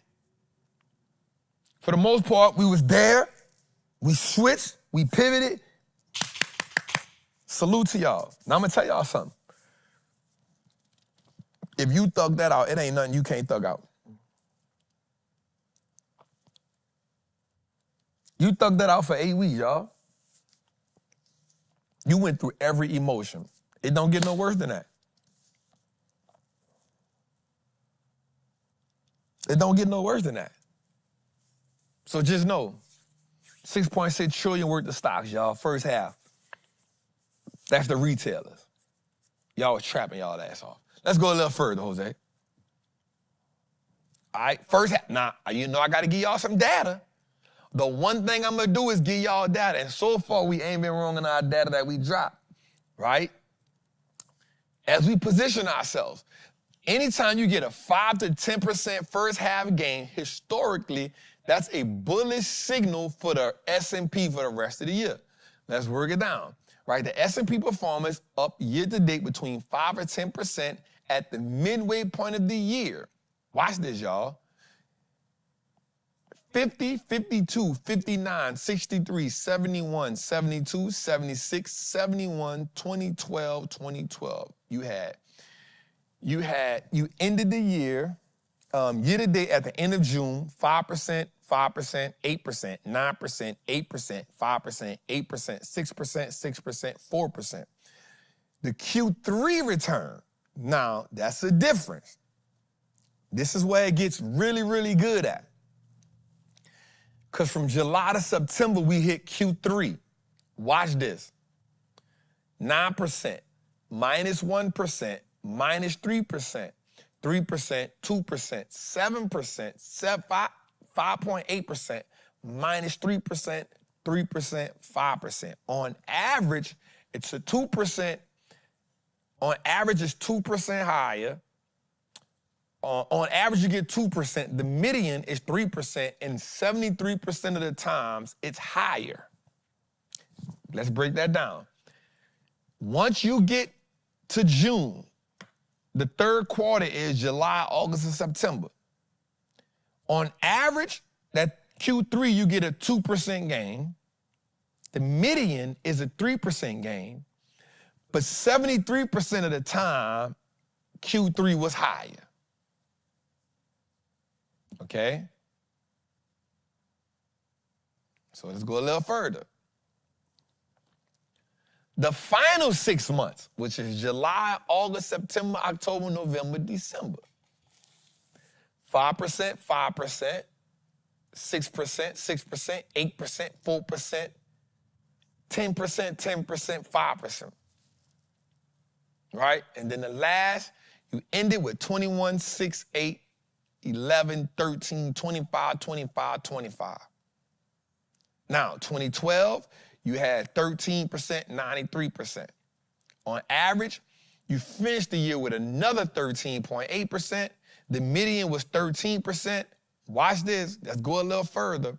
On average, if you had a 5 to 10% first half, on average, you ended the year 93% higher.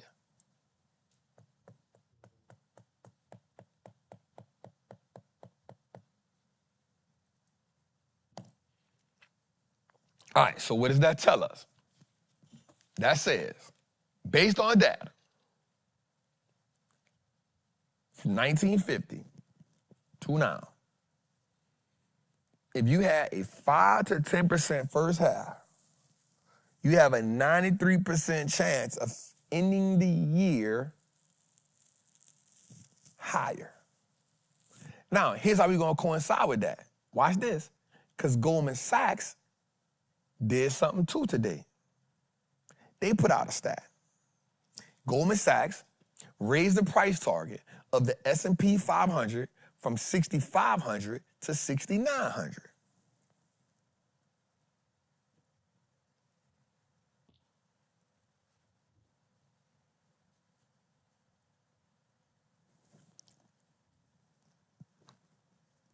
Right? So you got a 93% of ending the year higher. On average, you added another anywhere between 11%. So it was adding 11%, 13%, something like that in the last 6 months. So I think the market right now is up what? 6.11%. Right above it. Now, if you add another 13%, that puts you at about 18, 19%. Not a bad year.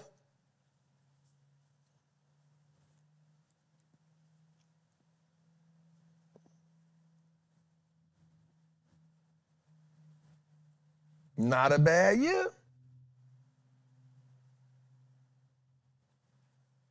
Nah, Goldman Sachs done increased their, they done went from what, 66 or 65, now they saying 69, that's a 400-point increase. Jose, what our result was? What we said? I think we said what, 67? I think we said 67 in the year. It was 67 or 68 to end the year. I think that's what we saying.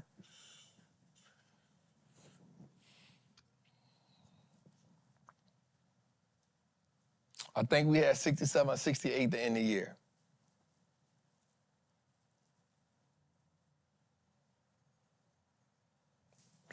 So I ain't mad at that. Nah, let's go a little further. Right? So here we are, right here. We're in July.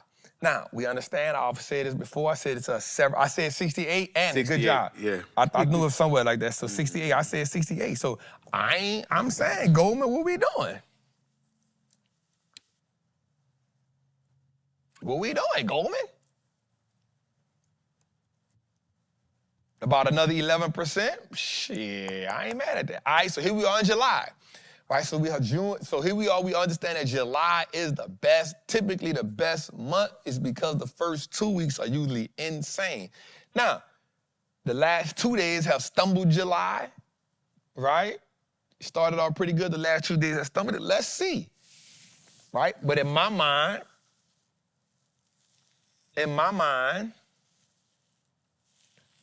Yo, that was early too. What? When you did that, that was the special Trappin Thursday episode we did. Trappin Thursday when I said that? Yeah, it was January 14th. January 14th. Come on, bro. You know, if we get 6,800, you know we got to run that clip. We get 6,800, we got to run that clip, Trap dog. the Damas. Don't do that, bro. All right, so based on this, so July is typically a great month. Y'all know last year, the second week of July, we got punched in the face. Big time. Big time. And so here we are. So what I want to do is just see how this trade talk gonna go. I got a question though. So Trump sending out some more letters. Do we think that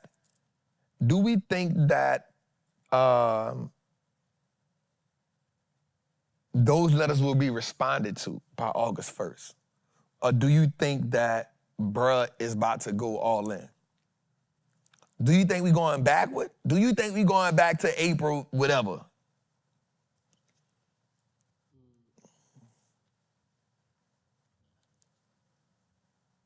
Huh? Do you think we going back? Might not get that deep, but I'm just saying. It's a hard recovery to go back there from here. Facts.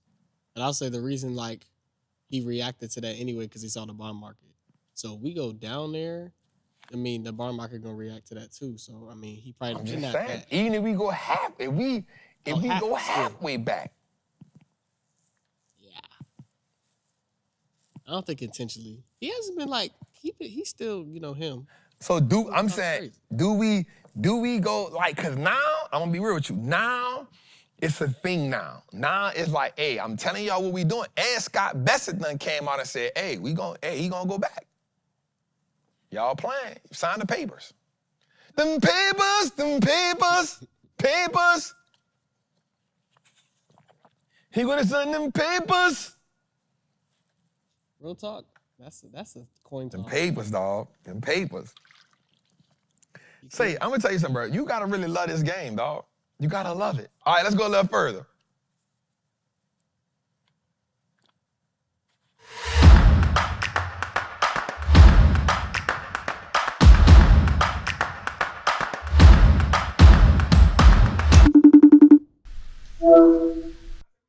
Salute, Trap. Blessings to you and your family. You know, I got to thank Jose, man. It's only right because he's the one that picked the question. Thank you, Jose, for taking my question. So here it goes. In the options masterclass, you talk about using deep in the money plays as a form of security. Now, I'm wondering, with the way things have been, you haven't mentioned anything about anything deep in the money. Is it because the security is not worth the capital that we're putting up right now in this volatile market? Or is it because you're trying to get more bang for your buck? And now that I really think about it, I haven't seen you do in the money play in the last year. So just wondering, why have you strayed away from that? Peace and blessings. What's good? So, yep, great question. So it's only a breakdown explaining, in the course is only a breakdown explaining what deep in the money is and what out the money is. I never do in the money plays. It was just me breaking down the differentiating what a deep in the money play is. Why would you go deep in the money and out the money? Every play I made gonna always be out the money. I think I personally don't think that. I'm gonna say this. I'm personally so risk averse. Like, I'm so with the risk. I'm so with it.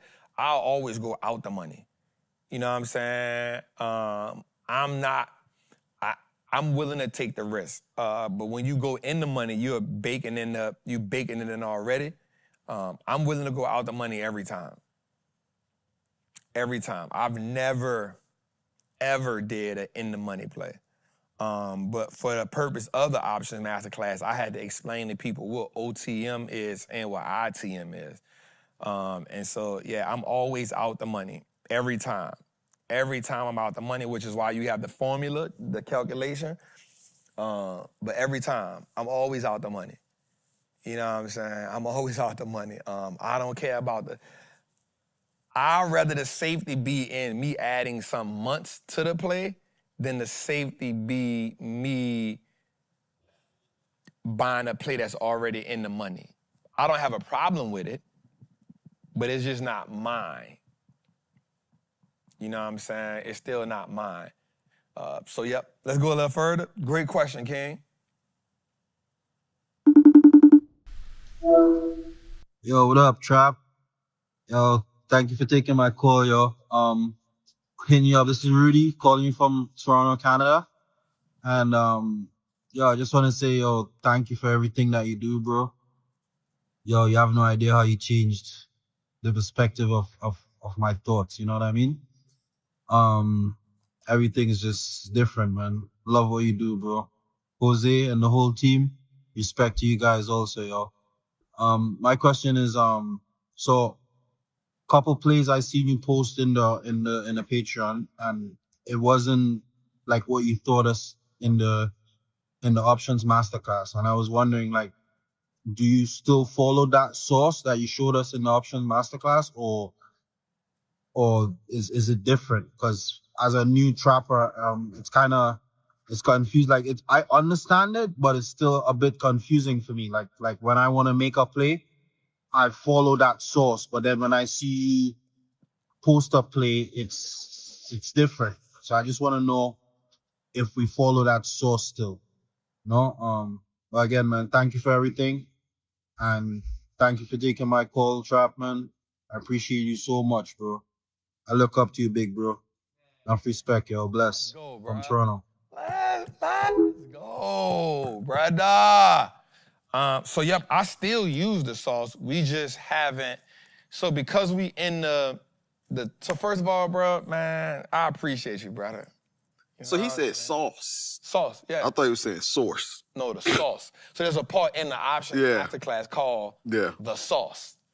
So I still use it, but with so much uncertainty, I had to I just wanted to adjust a little bit. You know what I'm saying? So I think the game, you should always be willing to add more tools, which is why probably within the next month or so, the formula that I've been using for the new plays, I just got to sit down and shoot that so you can have another. That's my thing, is always about giving you multiple layers. So the sauce still works. It's what made me where I am and who I am. I'm not changing that at all.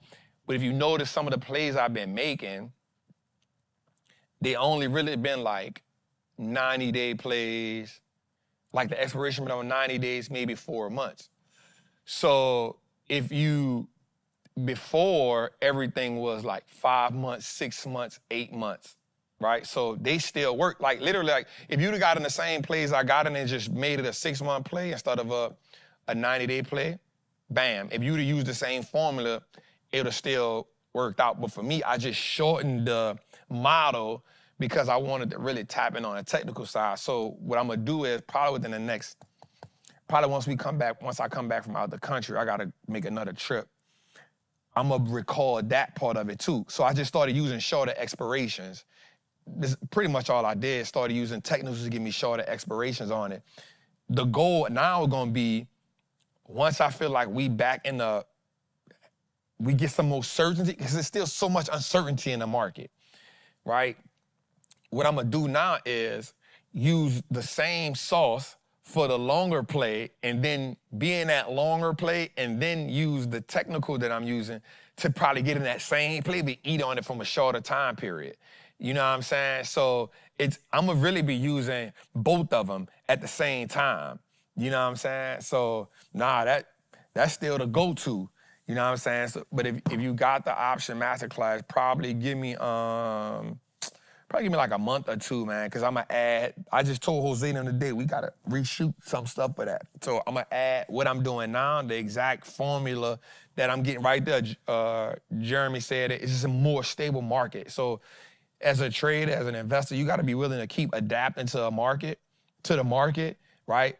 Again, I said it a million times. It's rare the market going do something, but I had never seen nothing like what this dude Donald Trump did, especially it was self-imposed, right? And so because we still see that, it's okay, the money is still in the market, right? That money ain't changed. We got to just figure out a way to go get it. And so now it's saying, okay, bet. This works, y'all. Oh, okay, bet. And as y'all can see, we've been using shorter expirations. So that's what we're going to do now. So now it's being able to say, okay, I can still put that 6-month play in there, that 8-month play in, that 10-month play in, but also because I see these certain technicals aligning. Me and Sean had a conversation today. He said, you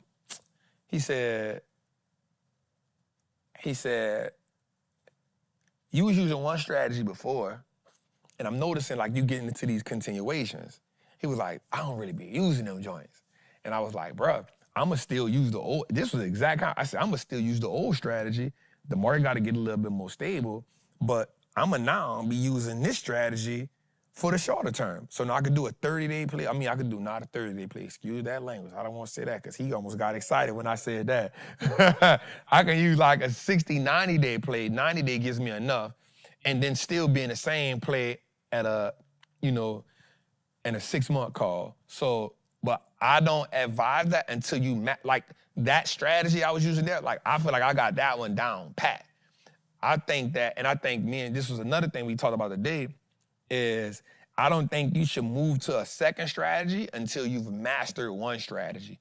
Because now you got to use, because a whole nother part of your brain is going to take to unlock another strategy.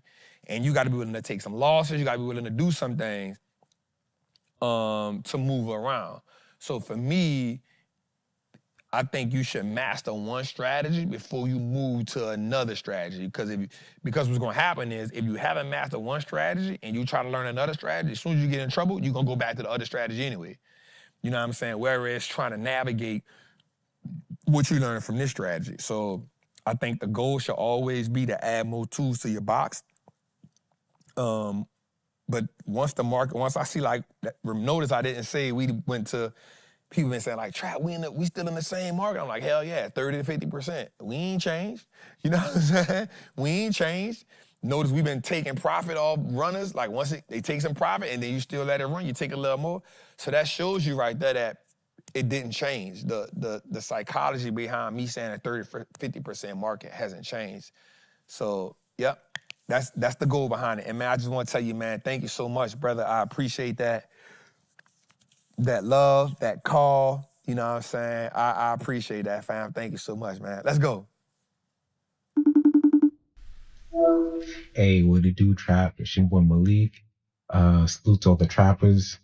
Shout out to Jose for taking my question. Before I ask my question, I have to say happy belated birthday, Trap. I wish you many more wonderful years ahead of you. God has blessed you thus far, and he will continue blessing you as you continue to grow and become a better man. My question for you is, during last week's episode of Trappin Tuesday, you were talking about using our investment account as leverage for the loan. So I was wondering if you could go a little deeper into that and kind of explain how does that work and the pros and cons that come along with doing that. Thank you. Malik, what's good, my guy? Malik been rocking for a long time. And Malik, I see you changed that background too.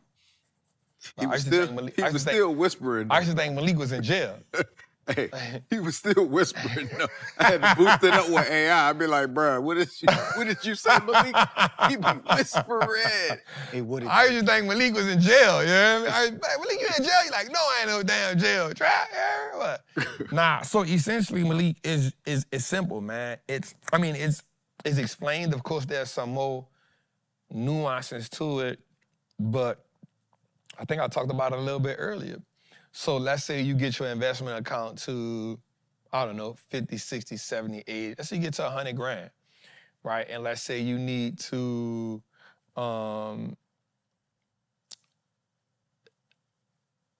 delete that comment. But let's say you wanted to get a loan, right? Well, instead of you going like, how the people that what Malik said. Yeah, y'all remember that? But you can use that as collateral. You can say, hey, I'm trying to get this loan, but I have it is Shazam. It's kind of like leveraging your house, but the difference is, it's like, yo, I have 100,000 or 150,000 in my market account. This is my collateral, right? And the thing about that is, your stocks can go down in value based on what's going on in the world, and it doesn't change the loan structure that you got the stocks on.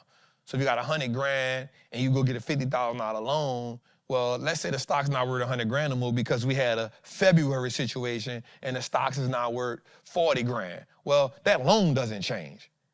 And they don't call you and be like, hey, Mr. Malik, well, because your stock's down in value, we need to take the loan away from you. That doesn't happen. Right, and the dope part about that is you only,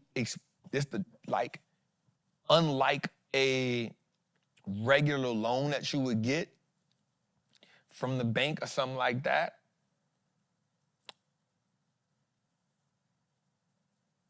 you don't have to pay the interest on the capital gains on that loan, if that makes sense. You know what I'm saying? So that's the dope part about using it. Like, again, we used the Elon Musk for that situation. He got $44 billion for Twitter, and he used his Tesla stock. And then what he was able to do was, because he could say, hey, Twitter is at a loss right now, he didn't even have to pay the extra fees and stuff associated with that. You know what I'm saying? And so that's the leverage of using your stocks as leverage instead of using cash all the time. You know what I'm saying? You can borrow up to 50% of your current stock value. Yep. Right? So, and that's really, huh? Yeah, you ain't paying taxes on that. You're not paying taxes on that. Because you loaning up, like, that's the cheat code.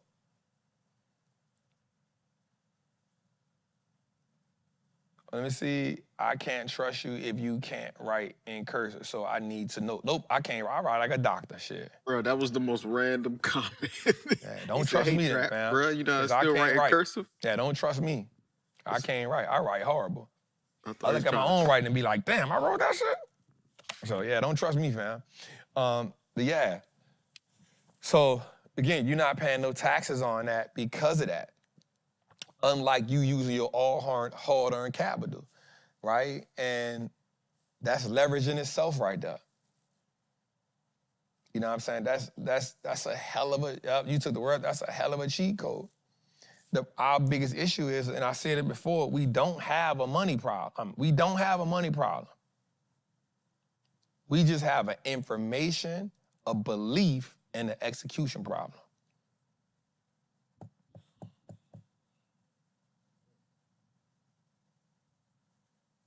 That's all we got. So, yep, Malik, you can. Now, I would be mindful of what you're using it for.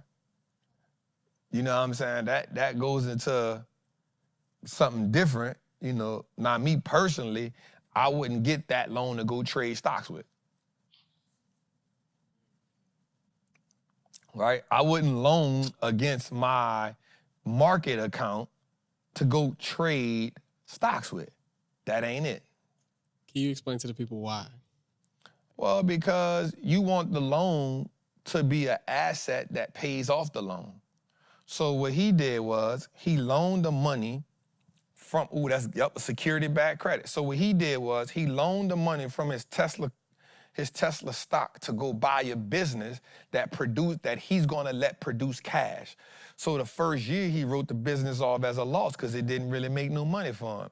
Right? I think maybe a year or two, it didn't make no money for him. But then once he started adding certain things, we saw that once Twitter started making money, he was able to say, all right, bet, I'm gonna accumulate this and then I can start paying that off. $44 billion, I think he might be generating $1 billion a year in it or whatever. But whatever he's generating from Twitter, all he did was say he added the checks to it, the blue checks, you could buy the blue checks on Twitter. He added the Twitter premium, then he gonna get advertising through Twitter. That's what people doing. So he's gonna take that X community, and he even got a tax write-off for changing the name of it. Changing it from Twitter to X was another write-off that he was able to get. Crazy, insane.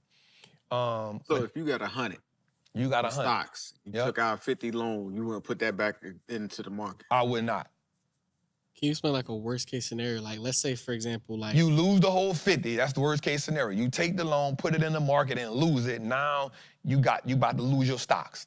Because they're gonna seize. Like, what is that? They're gonna take that if you can't pay it back. That's worst case scenario. I don't want to do that. It's kind of like somebody going to jail and your mama put the house up for buying and you skip buying. Guess what happened? Your mama just lost her house. Good analogy. Your mama get the bond. Your mama buying you out. She put the house up. You don't go to court. Your mama just lost the house. Now your mama homeless and you on the run. Same thing.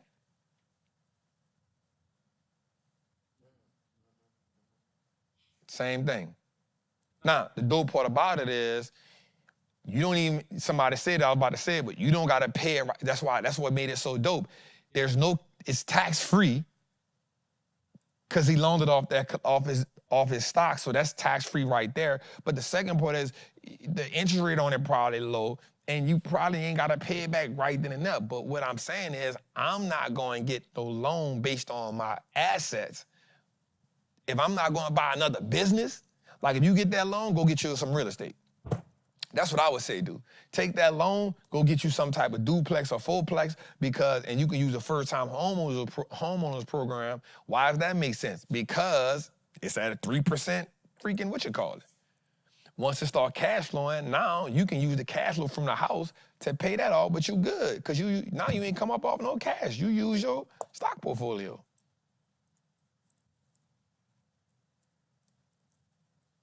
That's the game. So we don't have a money problem at all. We got an information, a belief, and an execution problem. And if we solve those, the money part is easy. But I would never take a loan on my stocks to go do options and all that way. I'm not doing that. I'm not doing that. If I'm alone, I'm gonna go buy a building. I'm gonna go buy something that I can make move. You know what I'm saying? Because now you talking about going high risk for something that you done leverage. I don't want to do that.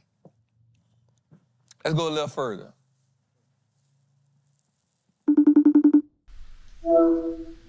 What's good, Trap? What's good, Trappin family? What's up, Jose? Thank you for taking my question. My name is Marky B, and I was curious about how do you figure out how a company is undervalued? And if a company is undervalued, how do you determine what the price should be? And if the company is overvalued, how do you determine what your buying price is going to be and what your load the boat price is going to be? So what kind of formula goes into that? How do you determine those prices? All right, Trap, thanks, man. Appreciate everything you do for us, bro. All right, man. Man, what's good, family? I appreciate you, brother. Appreciate you for calling in. You sound chill and relaxed, too, you hear me? Hey, Trap, man. So one, you can use a discount cash flow formula or a enterprise value formula. If you in Trappers Anonymous, you get but if you making this phone call, that means you in Master the Triple Beam. So because you're in Master the Triple Beam, you actually have a tool that I give you with Master the Triple Beam. You follow that 26-minute video, it's a discount cash flow formula. And that discount cash flow formula shows you how to put the numbers in, and it will give you a value price. It'll show you what the price is, what the stock is worth. Like everybody putting triple beam, triple beam, triple beam, triple beam. That's a fact, right? And it is in the Wallstreet Trappin course where I give you the enterprise value formula as well. But because you in here, Marky B, and if you don't have it, let us know. I'll get Elise on that. Go support at wallstreettrapper.com if you don't have the triple beam. Now remind you, she gonna check and see. So don't be flooding her. You know you ain't in Masters of the Triple Beam. Don't even much be trying to flood that, right? But you should have a link, and it's gonna give you a discount cash flow formula. You're gonna put the 5 years of cash flow up. Once you put that in, it's gonna give you a projected 2 years, and then from the 2 years, it's gonna give you a terminal value price. It's gonna give you a value of the company price. It's gonna tell you if it's overvalued or undervalued. And all you do is type it in, and that's it, family. That's it. And if you made this phone call, you in Master the Triple Beam anyway, so you have it. So if you don't have it, brother, make sure you hit us up. Kiara, what's up, love? Tell my girl I say what's up. So hit us up, Marky. Support at wallstreettrapper.com, and we'll get that to you. Let's go. All right, so let's get back to it, man. What's really inside the one big, beautiful bill? So this is not me being biased or nothing. Let's just talk about it. Let's go. All right, so the one big, beautiful bill is an 887-page tax and spending law that just passed the Congress and was signed into law by President Donald Trump on July the 4th. What it does, it extends the Trump 2017 tax cut, slashes health and food programs, boosts border and defense spending, raises the debt ceiling by $5 trillion. Critics call it one of the most controversial laws in recent memory, with deep cuts and massive long-term impact. Let's go a little further. All right. Here's how the big, beautiful bill will impact your taxes, right? Trump 2017 tax cuts are permanent, right? So single filer tax bracket, 10% from 0 to 11,000.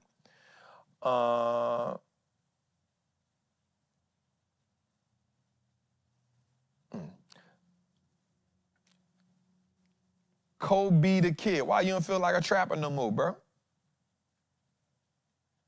Talk to me about that. You had to block somebody, Jose? They put somebody on timeout. Yeah, get him out of there. What they talking about? That's the one who was talking about selling his cursive course to you. It's like, Selling a cursive course? nah, I made that up, but the one he was just too random. Okay. Just on timeout. He can come back in 5 minutes. So here we go. So if you're at a 12%, I mean, if you make 11,000 to 48,000, you're 12% tax rate. From 48,000 to 103,000, 22% tax rate. 103,000 to 197,000, 24% tax rate. 197,000 up to 250,000, you get 32% tax rate. 250,000 to 626,000, 35% tax rate, and 37% if you make 626,000 or more. Here we go. So green energy credits are removed. Standard deduction raised from 15,000 to 15,750. 10,000 deduction on all car loans, assembled cars that are made in the U.S. A gifting tax raised to 15 million for individuals. So you know that's a plus for the wealthy people. State and local deductions. So limit raised to 40,000 from 10,000. Y'all need to go look that up for sure. Do your homework on that salt. Charitable deduction, $1,000 credit. Also, Trump accounts. Any child from 2025 to 2028 that is born will get a $1,000 one-time credit for each child born. Gotta get Nat pregnant, man. I was about to ask you, is that what happened over the week? But, but you brought it up, so. Overtime pay deduction. Deduct up to $12,000 per year. Phases out for incomes of $150,000 or more. Tip deductions, deduct up to $25,000 per year. Phases out at $50,000 or more. Deductions for seniors 65 and older can claim an additional bonus deduction of $6,000. Phases out above $75,000. Single. Let's go a little further. So let's take a look. The top 20% of Americans are those who make over $220,000 a year. They get an average tax cut of about $12,000 a year. That's about 3.4%. Now, millionaire earners get an average cut of about $75,000. That's about 4.5%. So what are the most important provisions? Well, the SALT cap, as we all know, that goes from $10,000 to $40,000 for those making less than $500,000 a year. Now, the 20% deduction for pass-through income, that's very important. That will be extended. That's both the House and the Senate version. The estate tax becomes permanent and a lot more generous, with the exemption going up to $30 million for married filers. Now, there is a big new benefit in the Senate bill for wealthy investors that was not in the House bill. It's known as the qualified small business stock provision. It was actually started by the Clinton administration. The Senate is now expanding it. So basically, the change allows more companies to qualify in this program, and it increases the tax breaks to encourage small business investment. Now, one negative for high earners, so that's a limit on certain deductions that will make charitable giving a little less attractive. Now, some estimates say that could reduce giving by the wealthy by over $8 billion a year. That's big, Jose. One of the reasons why wealthy people give so much because it's tax breaks. So if he's gonna deduct that, that's gonna be huge. And so now you don't get so much a tax break for giving. All the wealthy still gonna give as much. I don't think so, Tim. I don't think so. All right, let's go a little further, man. All right, tax break for high, and I just wanted to break this down for y'all. Again, it's not me being freaking biased or nothing. It's just me breaking it down for us. You feel what I'm saying? Tax break for high states. Old rule, you could deduct up to $10,000. New rule, now you can deduct up to $40,000, but only for 5 years. Then it goes back to $10,000. This helps people that live in New York and California, mostly high-income households. Let's go a little further, man. All right. Next. Y'all, we trapping right now? I just want to make sure we just walking through it. Because I know a lot of people, you see it, you see it, you're like, bro, what is going on? So our job is to say, hey, let's just walk you through it and you make your own decision so you know what the hell you facing with. All right? Let's go. So the bill increases the U.S. debt ceiling by $5 trillion, higher than $4 trillion in the original House version. Treasury officials warned that if Congress didn't act by mid-July, the U.S. could run out of money as early as August, right when Congress goes to recess. Now, you want to do something before Congress goes to recess, because if you don't do it before Congress goes to recess, that's a whole nother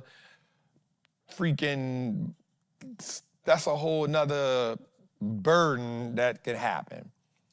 All right, so by including the debt ceiling in this bill, Republicans avoid separate negotiations with Democrats, which was a tricky move.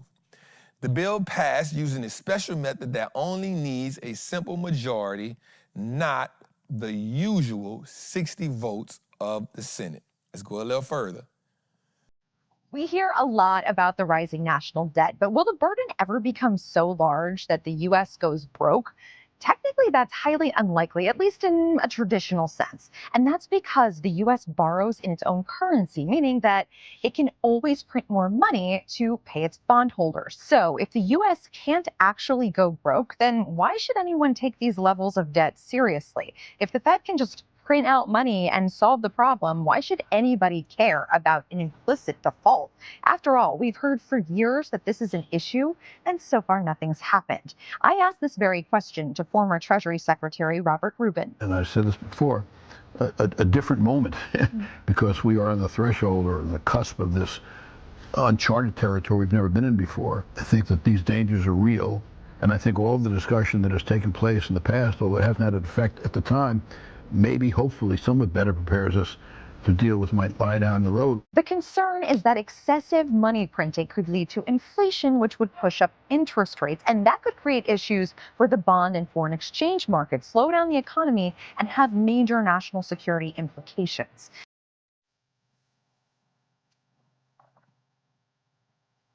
All right, so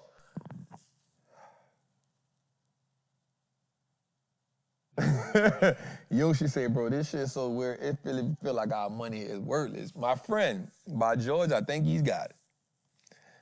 The money actually, so it's not necessarily the money itself. This is why it's important for us to use the money to buy assets. I'd rather you be asset rich and poor in other stuff than to be like, I got a bunch of money and no assets. Because in essence, you're really poor. You're wealthy, you're rich in the sense of it is in your bank account, but it's not really in your bank account. But if you got the assets, now you have something that is tangible. So let's get into it. I'd rather you have stocks. I'd rather you have real estate. I'd rather you have a business. Why? Because that is better than you having cash. The reason being, if we come to a day where the world just falls off a cliff, then at least you got assets, because that's the most important thing. So I'd rather y'all buy gold coins, silver coins. I'd rather y'all buy those things than just be sitting on the cash in the shoebox. Let's go a little further. All right, number one, what's changing with Medicare? So the new law makes it harder for some people to get Medicaid, right? The government's health insurance for low-income and disabled Americans, here's what's changing. Work requirements. Some healthy adults must work to qualify. Most frequent checks, people will be reviewed more often than to stay eligible. Less federal support. States will get less help from the government to fund Medicaid. You know for a fact that that's going to be an issue right there. As a result, a government estimate that 11.8 million people could lose coverage over the next 10 years to support small rural hospitals that may be affected. That includes $50 billion in funding.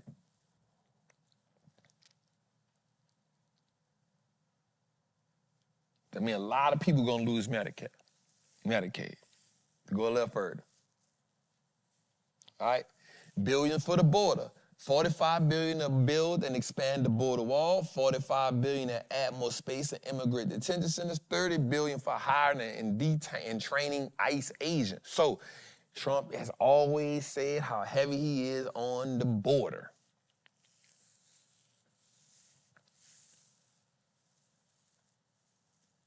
Let's go a little further. Green energy cuts, right? The bill removes many green energy benefits that were created by the 2022 Inflation Reduction Act. What's being added? Tax credits for buying new or used electric cars. Incentives for installing EV chargers at your home. Tax breaks for home insulation and energy efficient cooling. That's going to end. It also shuts down the Greenhouse Gas Reduction Fund, a program that gave funding to nonprofits for projects that reduce pollution. Important. Existing contracts and grants will still continue, only future funding to be stopped. That boy don't believe in that climate change. That boy do not believe in climate change. You know what was coming up, he used to always say about global warming? Global warming, yeah. Whatever happened to that? That's a real thing. I know, but I'm just saying, they don't call it that no more. What they call it? Climate change, but man, it's more universal. Warming, they say the ice cap's melting. That's why you can't go to Antarctica. You know you can't go to Antarctica? Mm-mm. So that, like, there's, like, you can go to jail. You can't go there. You know that? Yeah, you cannot go to Antarctica. It's off limits. Off limits. Because the ice caps. Because it's you dangerous. Can't mess with it. Remember you used to say also the hole in the ozone layer when we was coming up? Oh man. Yeah, you can't go to Antarctica, dog. You cannot go. Dang. Let's go a little further. All right, so here we go. Citi lifts NVIDIA's price target. So let's just talk before we go in. I want y'all to understand. So y'all go through this, listen to it. My goal is not to be biased. My goal is not to like, yeah, you can't go to certain regions. Yeah, like parts of it is protected. Kind of like a rainforest. Right? There's parts of the rainforest, one they can't get into, and there's parts of it that you just can't go to. You feel me? All right, so let's close out with this, man. So listen, Citibank lifts NVIDIA's price target on booming sovereign AI demand. Citi is doubling down on NVIDIA, driving by what it sees as a majority expansion in demand for AI infrastructure, particularly from sovereign governments. So it is saying that NVIDIA has a 192 price target up to 250.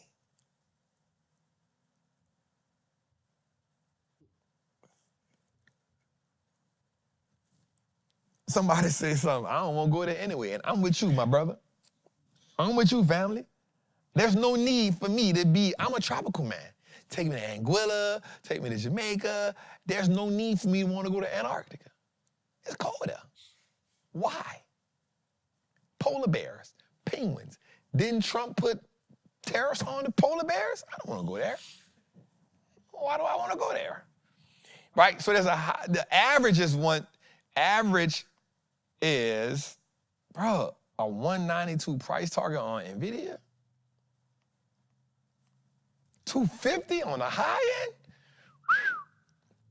Might got to pull out the old formula for that one, brother.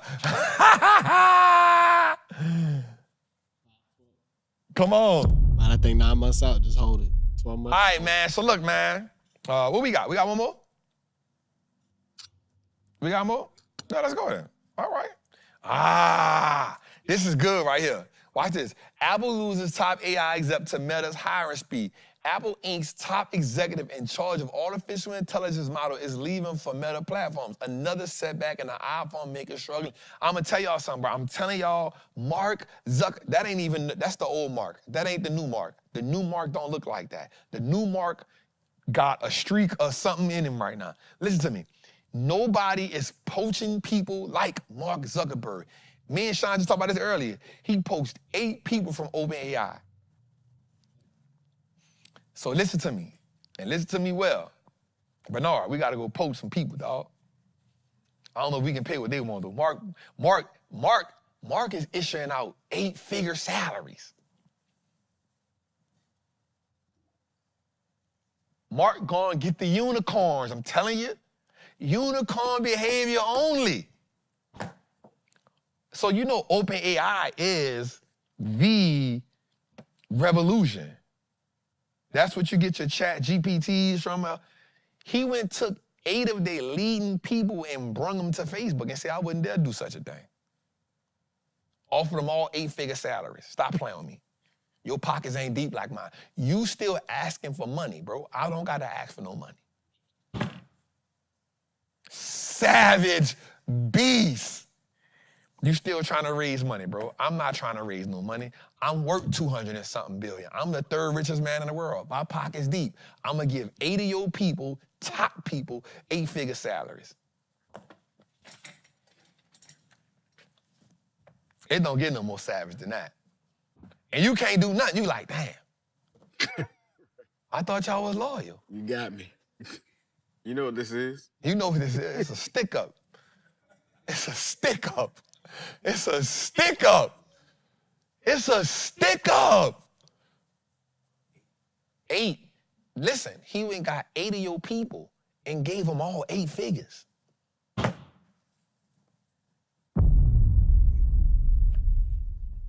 And probably stocks. And then when hit Apple, like, look, I don't even like you. We've been beefing since 2022. You think I'm playing with you? Bet. You gonna block all my ads and all that? Got you. You struggling. Hey, matter of fact, you thought you was gonna get in the AI game. Hey, come here. I'm gonna give you 8 figures too. Nigga, Mark, you get 8 figures. You get 8 figures. You get 8 figures. Jesus. Jesus. Jesus. Mark just dishing out 8-figure salaries, bro.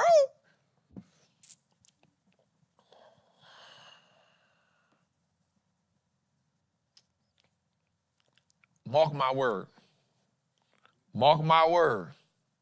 If they don't split, Meta is gonna be $1,000 stock by 2026. By the end of 2026. I'm not even gonna say the end. This time next year, if they don't split, 2026 July, $1,000 stock.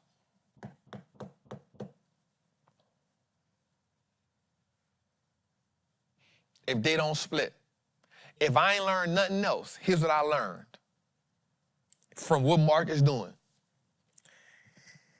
One of my mentors told me this. He said, always hire up, never hire down. And I kind of was like, damn, like what that mean? Because I'm hiring for a position. Mark is hiring up. All I want, cream of the crop. No B players. No B players. Definitely no C players. No C players. C players can't even park cars. Real talk. Can't even be valet. You can't even be, you need a player. Watch this. You ever went somewhere and the valet was so good, you was like, damn, that's. You pull up, step up, what you see?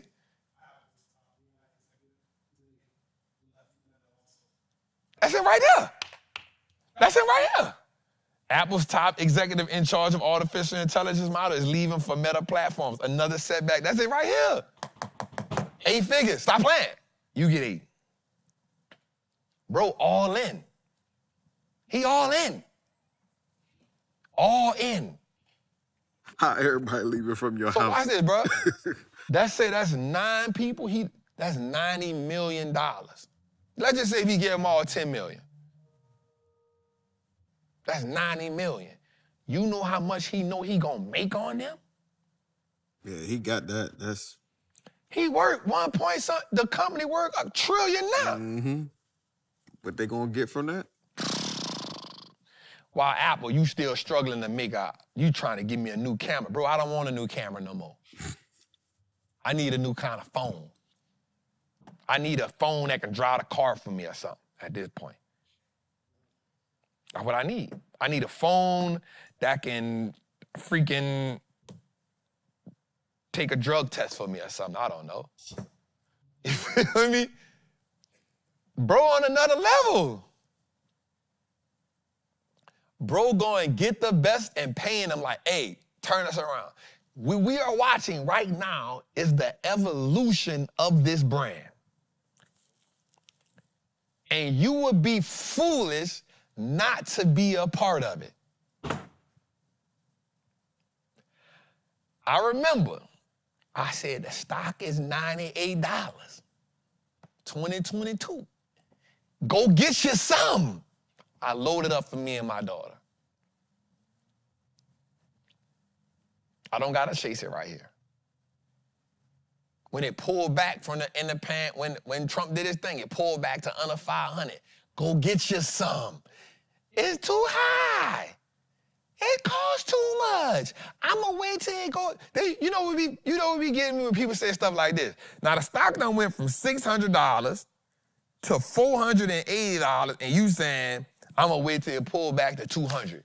Where you see that happening at? Where you see it coming back to 200 at?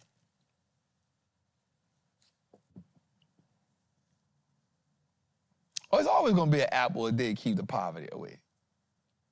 You gotta remember, they got 1.8 billion people on the Apple phone. They ain't losing people. They just not selling as many phones as possible, but they ain't losing people.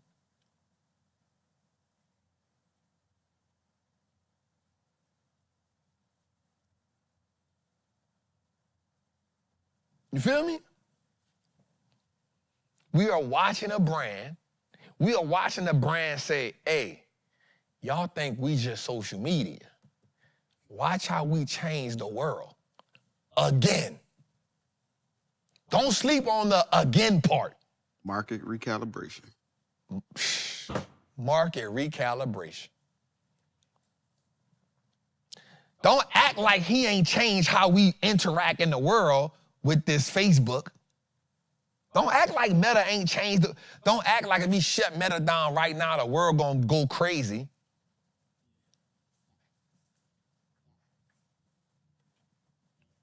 Don't act like if he shut it down right now, if he pull a switch, the world ain't gonna trip.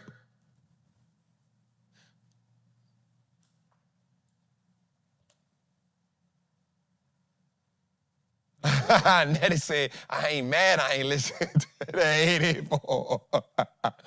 You feel me? Bro, I'm telling you, this dude, bro, this is when you see it. You like, oh, bro, on another level. Dad, I see you, Mark. So we thought he was crazy when he tried to switch to the metaverse, right?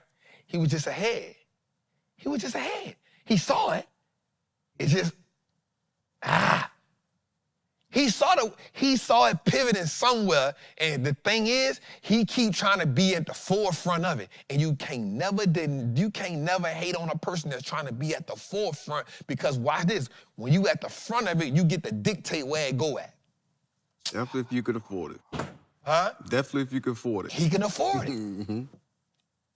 Oh man, you at OpenAI, you seen this company, you know, you believe in the system. Right? You believe in the system, but then somebody comes and say, hey, I got 10 million for you a year. Bro, you gonna look at OpenAI like, hey, Sam.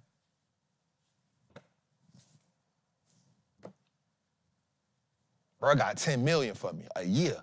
Plus, you know what he gonna say, plus once we do certain things, he hit him with the sports contract. You know, you get a couple sacks, you get an intercept, you get,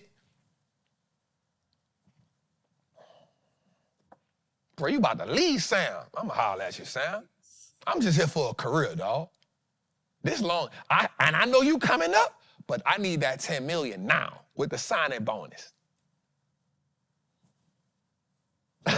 The 10 million with the signing bonus, with the stock compensation. I was about to say stock compensation in that joke. Man, my salary now about 20 million. Stop playing.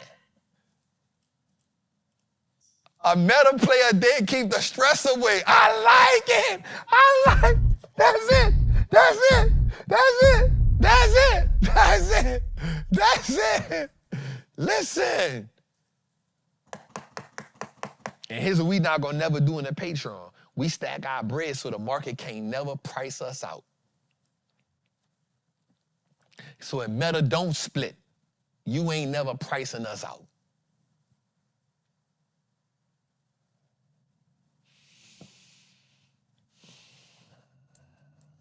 Let's go a little further, man. Damn, I love that shit. All right. There are now 100 stocks in the United States valued at more than $100 billion. Just let that sit in for a second. There are now 100 stocks in the United States that are valued at $100 billion. Now, remind you, this is public stocks. This is public. Let's go. Let's take a look at them. Let's just take a look at. All right, so watch this. The United States has 100. China has 20. Let's just stop right there. The United States got 100. The next closest got 20. France, 10. United Kingdom, 8. Switzerland, 8. Japan, 6. India, 5. Germany, 4. Canada, 4. Netherlands, 4. Spain, 3. Ireland, 3. South Korea, 2. Australia, 1. Saudi Arabia, 1. Taiwan, 1. Sweden, 1. UAE, 1. Italy, 1. Denmark, 1. Belgium, 1. Argentina, 1. All I'm simply saying to you is invest in America, family.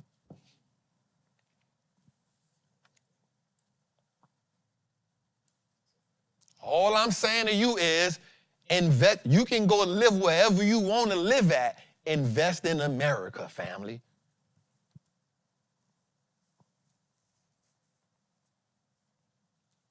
This is what a lot of countries do. Remember we talked about the carry trade. When we talked about the Japan economy being zero for so long, and then people getting the stuff in Japan, going through the foreign exchange market. Go look at what episode that is, Jose? 48, where we talk about the carry trade, where I talk to them about the Japan carry trade, where the Japan rates are so low. America go do stuff in Japan. They get the Japan, borrow it in the I think it's the yen. It's the yen, right? Yes, the yen. Take the yen, bring it to the foreign exchange market, take the foreign exchange market, then convert it to American assets. Right? You know why? Don't sit around.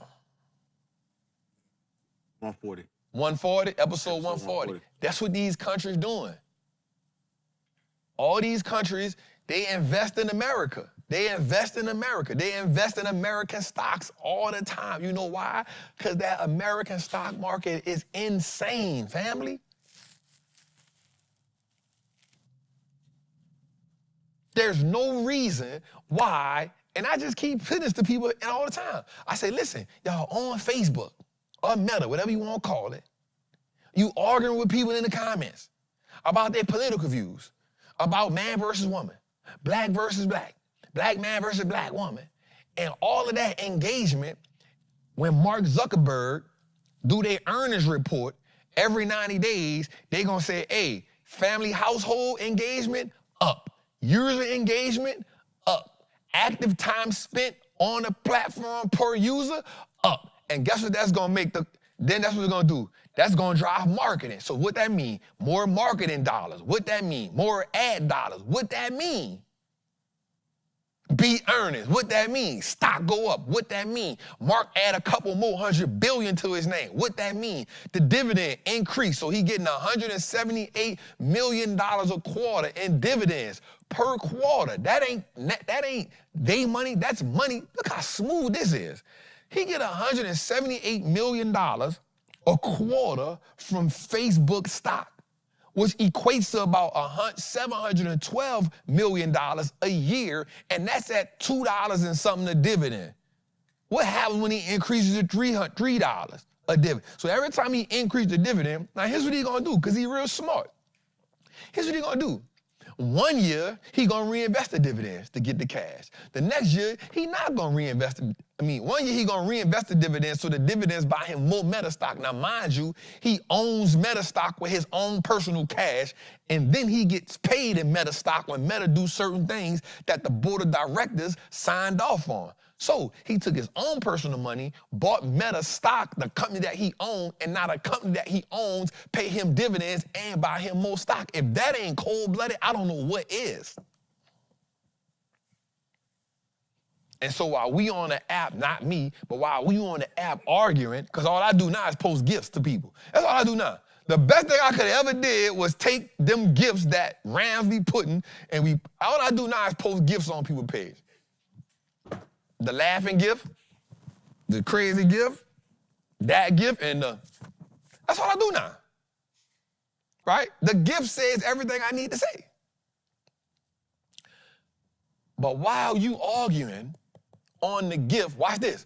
While you arguing on Meta using your iPhone, while you arguing on Meta using your iPhone, you can be getting paid from Meta by owning Meta and owning the iPhone. Oh my God, that was so clutch. That was so clutch right there. That was clutch right there. While you on your iPhone arguing with people on YouTube, you could be owning iPhone and owning Google. Come on. While you in your, come on, family.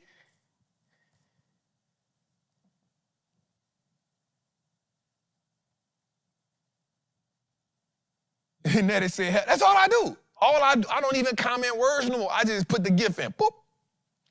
Boop. All right, let's go a little further, man. Watch this, though. This is a beautiful thing. It's a beautiful thing. Let's go a little further. That's it. We should have had one more that said, we should have had one more that showed the top 15 companies. I got it right here, though. Here's the top 15 companies. The top 15 companies right here. I should have it. I got it for you right quick. And here's the dope part about that. Here's the dope part about that. If I didn't, I was supposed to send it to Steve, but I didn't. So watch this.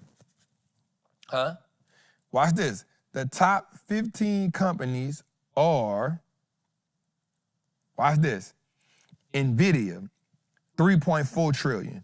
Microsoft, 3.3 trillion. Apple, 3 trillion. Amazon, 2.1 trillion. Google, 2 trillion. Meta, 1.6 trillion.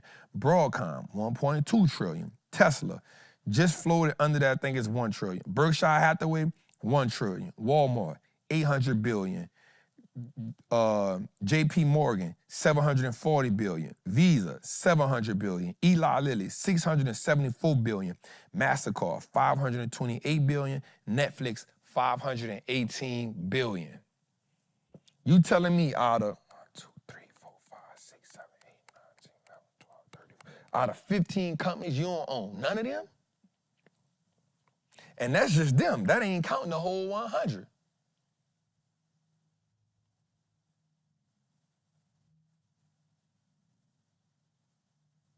I got another mark my word for you, Jose. There you go. I knew it was in there. I knew it was in there. I knew it was in there. I knew it was in there somewhere. No, that ain't even the one there. That's the world's most valuable companies. That's good too, though. Watch this. Here's the world's most valuable companies. NVIDIA, Microsoft, Apple, Amazon, Alphabet, Meta, Saudi Aramco. That's the only one that ain't on the market. Broadcom, TSM, Berkshire Hathaway. We talking about, all I'm saying is, if this the world's 10 largest companies, yo, how we don't own them?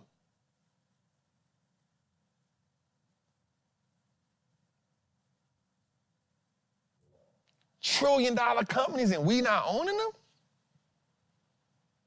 What?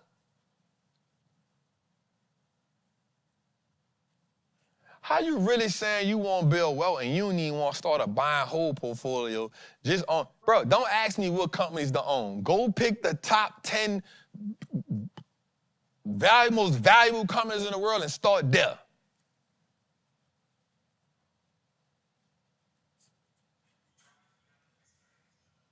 Right? So that's what we go at, man. And I'm going to end it on that tonight, man. We had to mark my words, though. Oh, the mark my word, Jose, is, watch this, Jose. By 2027, Netflix will be a $1 trillion company.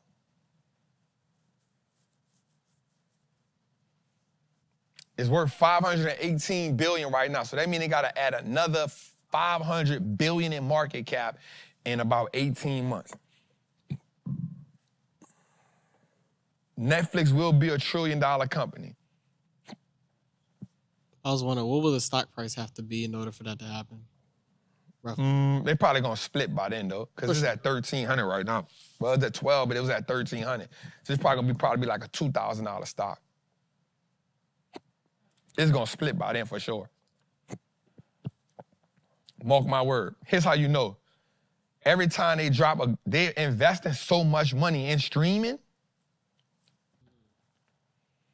And all they doing is they're gonna keep getting new creators to, hey, and guess what? Guess what? Bro, in about 2 years, in 2 to 3 years, the Super Bowl, the NBA Finals, or the World Series gonna be on either Netflix or Amazon Prime, dog. They don't got that much time left. Bro, we not even watching. Bro, I don't know nobody in their right mind. You said that joint on 137. Look at me. You said that on 137. I said it on 137. I'm adamant about that, bro. I'm adamant about that, bro. Episode 1, bro, listen to me, bro. The only reason people watch the regular channels now, bro, people don't even got cable in their house no more. Bro, just give me the internet, bro. I know what I got. I got Amazon, I got Netflix, and I got YouTube TV. That's what I got. Amazon, Netflix, and YouTube TV. I can rock with that because Amazon gonna have stuff that Netflix don't have. Netflix gonna have stuff that Amazon don't have. And YouTube TV give me everything I need. Apple TV is trash. They drop a good movie once every 17 months. I just pirate that joint. Apple TV drop a good movie. They drop The Banker, they ain't drop nothing else. I'm like, yo, where the next one at? Done. Ever since The Banker, they ain't give me nothing else. Now, here's the dope part about Amazon. Amazon will let you connect to the other things through Prime.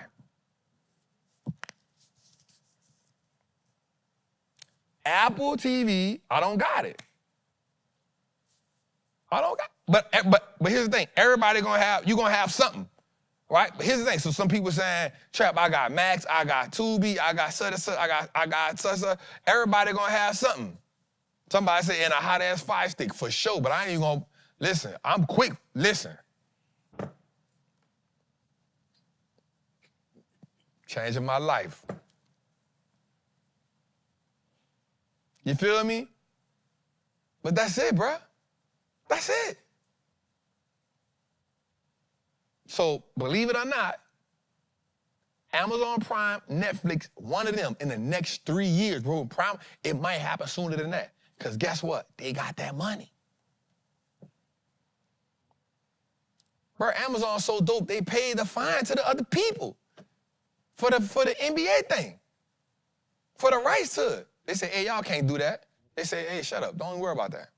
What they gonna sue y'all back? We got you. Here, sit down.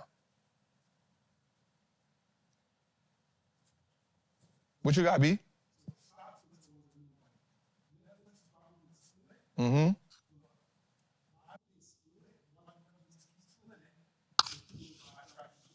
So give him that. Say that one more again.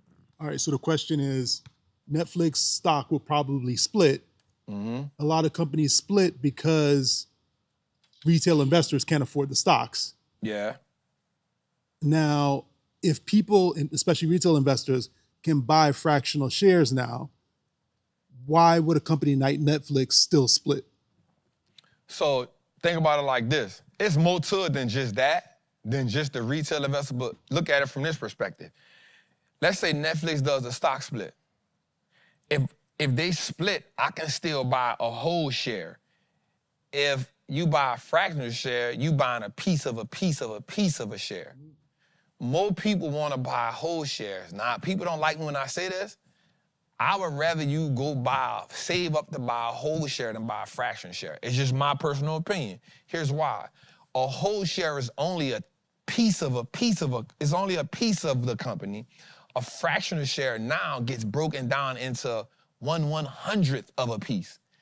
You feel what I'm saying? It ain't like you buy 2 fractional shares, you get a whole share. You know what I'm saying? You gotta buy so many fractional shares to get a whole share. Now, again, psychologically you saying, yeah, I'm playing the game, I'm getting in the game. But for me, I would rather you say, hey, you wanna get that meta stock? Save up, go get that meta stock.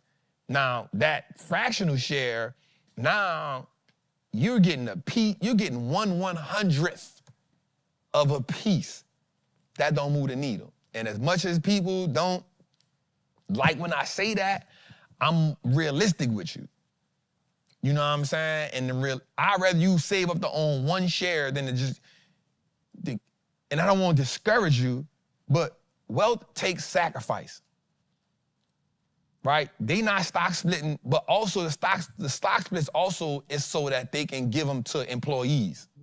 It's easy to give compensation that way. You know what I'm saying? If I stock split, I still don't change the market cap of my business. I also don't even change, I don't change nothing about the business. I just now took a quarter and made it, I took $1 and split it into 10 dimes. I made it more available to my employees, so now I could dish them out like that at a cheaper price. It ain't so much about the retail investors. Most stocks who do stock splits also do stock compensation packages, and they can give them to their employees. Easy way to get them people their money. Good question, B. Way to end it, man. All right, man. Episode 151, man. Market recalibration, y'all. I hope y'all learned a lot from this episode. I love chopping it up with y'all.